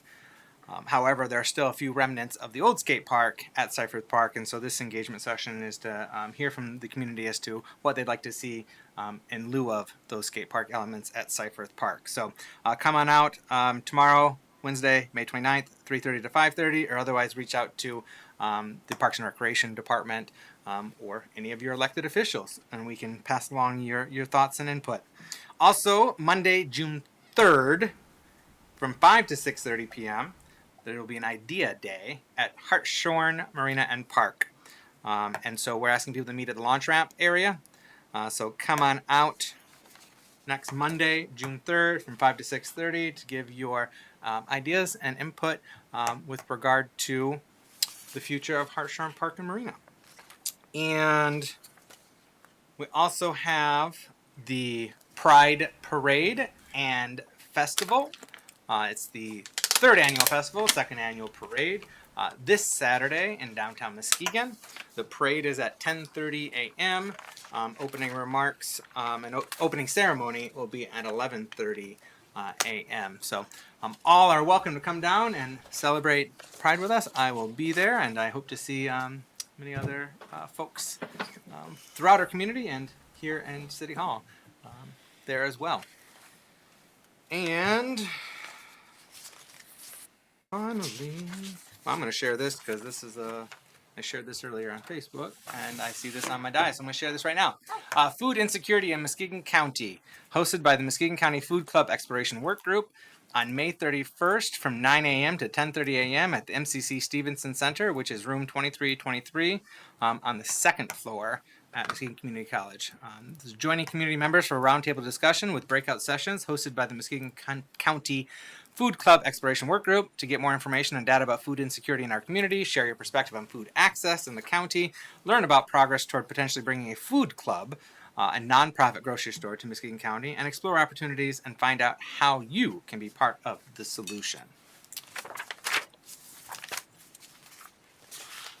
So, any other items to bring up for any other business right this moment? Otherwise, we're going to move on to public comment.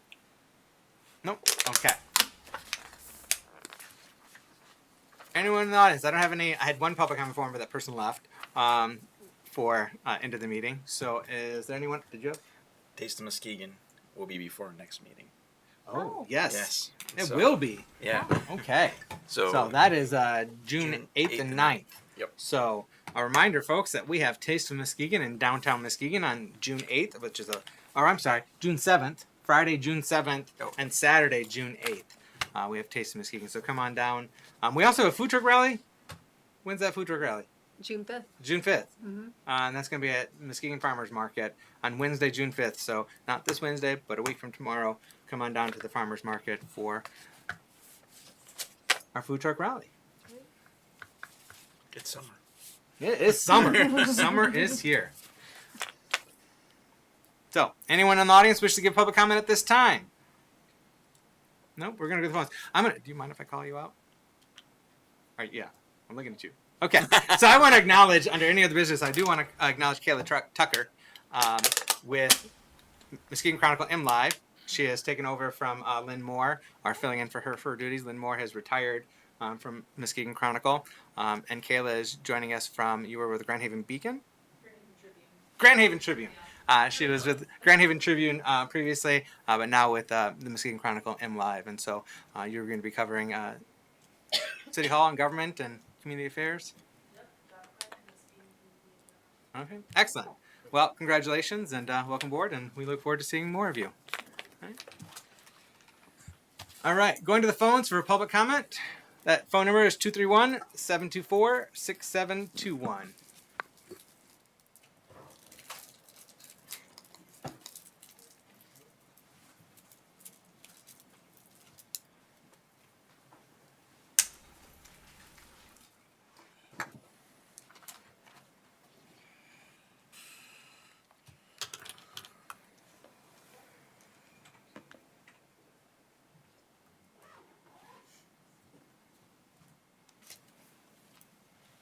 Mayor, we have a call. All right.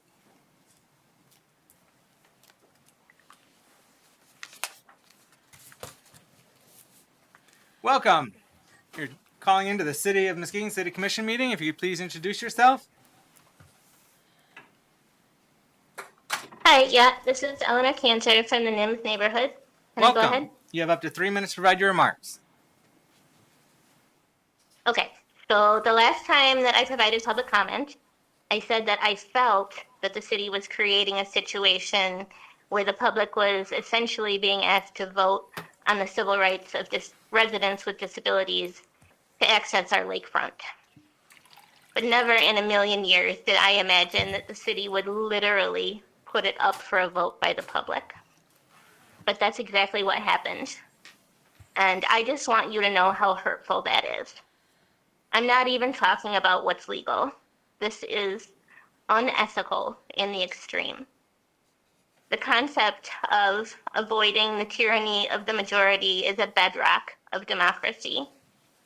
And the commission talks about transparency.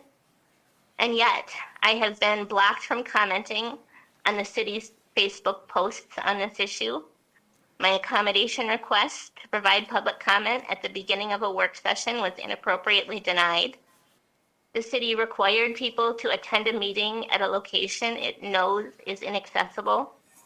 And the survey produced was clearly intended to enable the outcome of inaccessibility. Some people might say that the vote is not binding because the commission is responsible for the final vote. But the survey is clearly intended to produce data to justify the decision not to restore access at Cruzy Park. And I just wish that the majority of the commission will stand up and put a stop to this. We have plenty of money. What we do not have is accessibility as a priority in our community. I'm asking you to please do what you can to restore accessibility at our only access point to Lake Michigan. Thank you. Thank you, Ms. Cantor. Appreciate you calling in.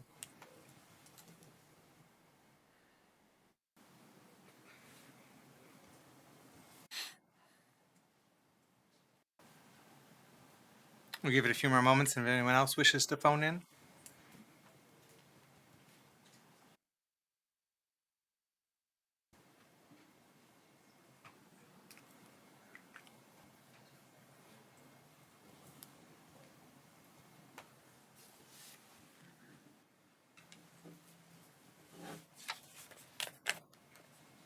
All right. No phone calls? No, Mayor. That concludes public comment.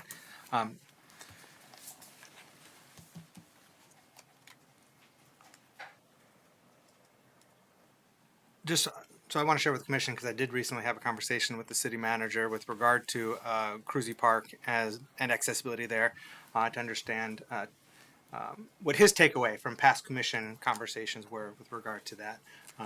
And he had also conferred with DPW director on it. And so it is understood that accessibility at Cruzy Park is not a matter of if. That is understood that we'll be continuously exploring accessibility and can come in many different ways, but exploring accessibility for Cruzy Park, and so it's a matter of how and when, not if.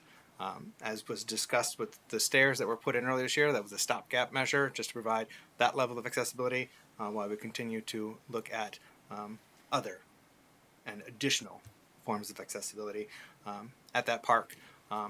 And across Lake Michigan.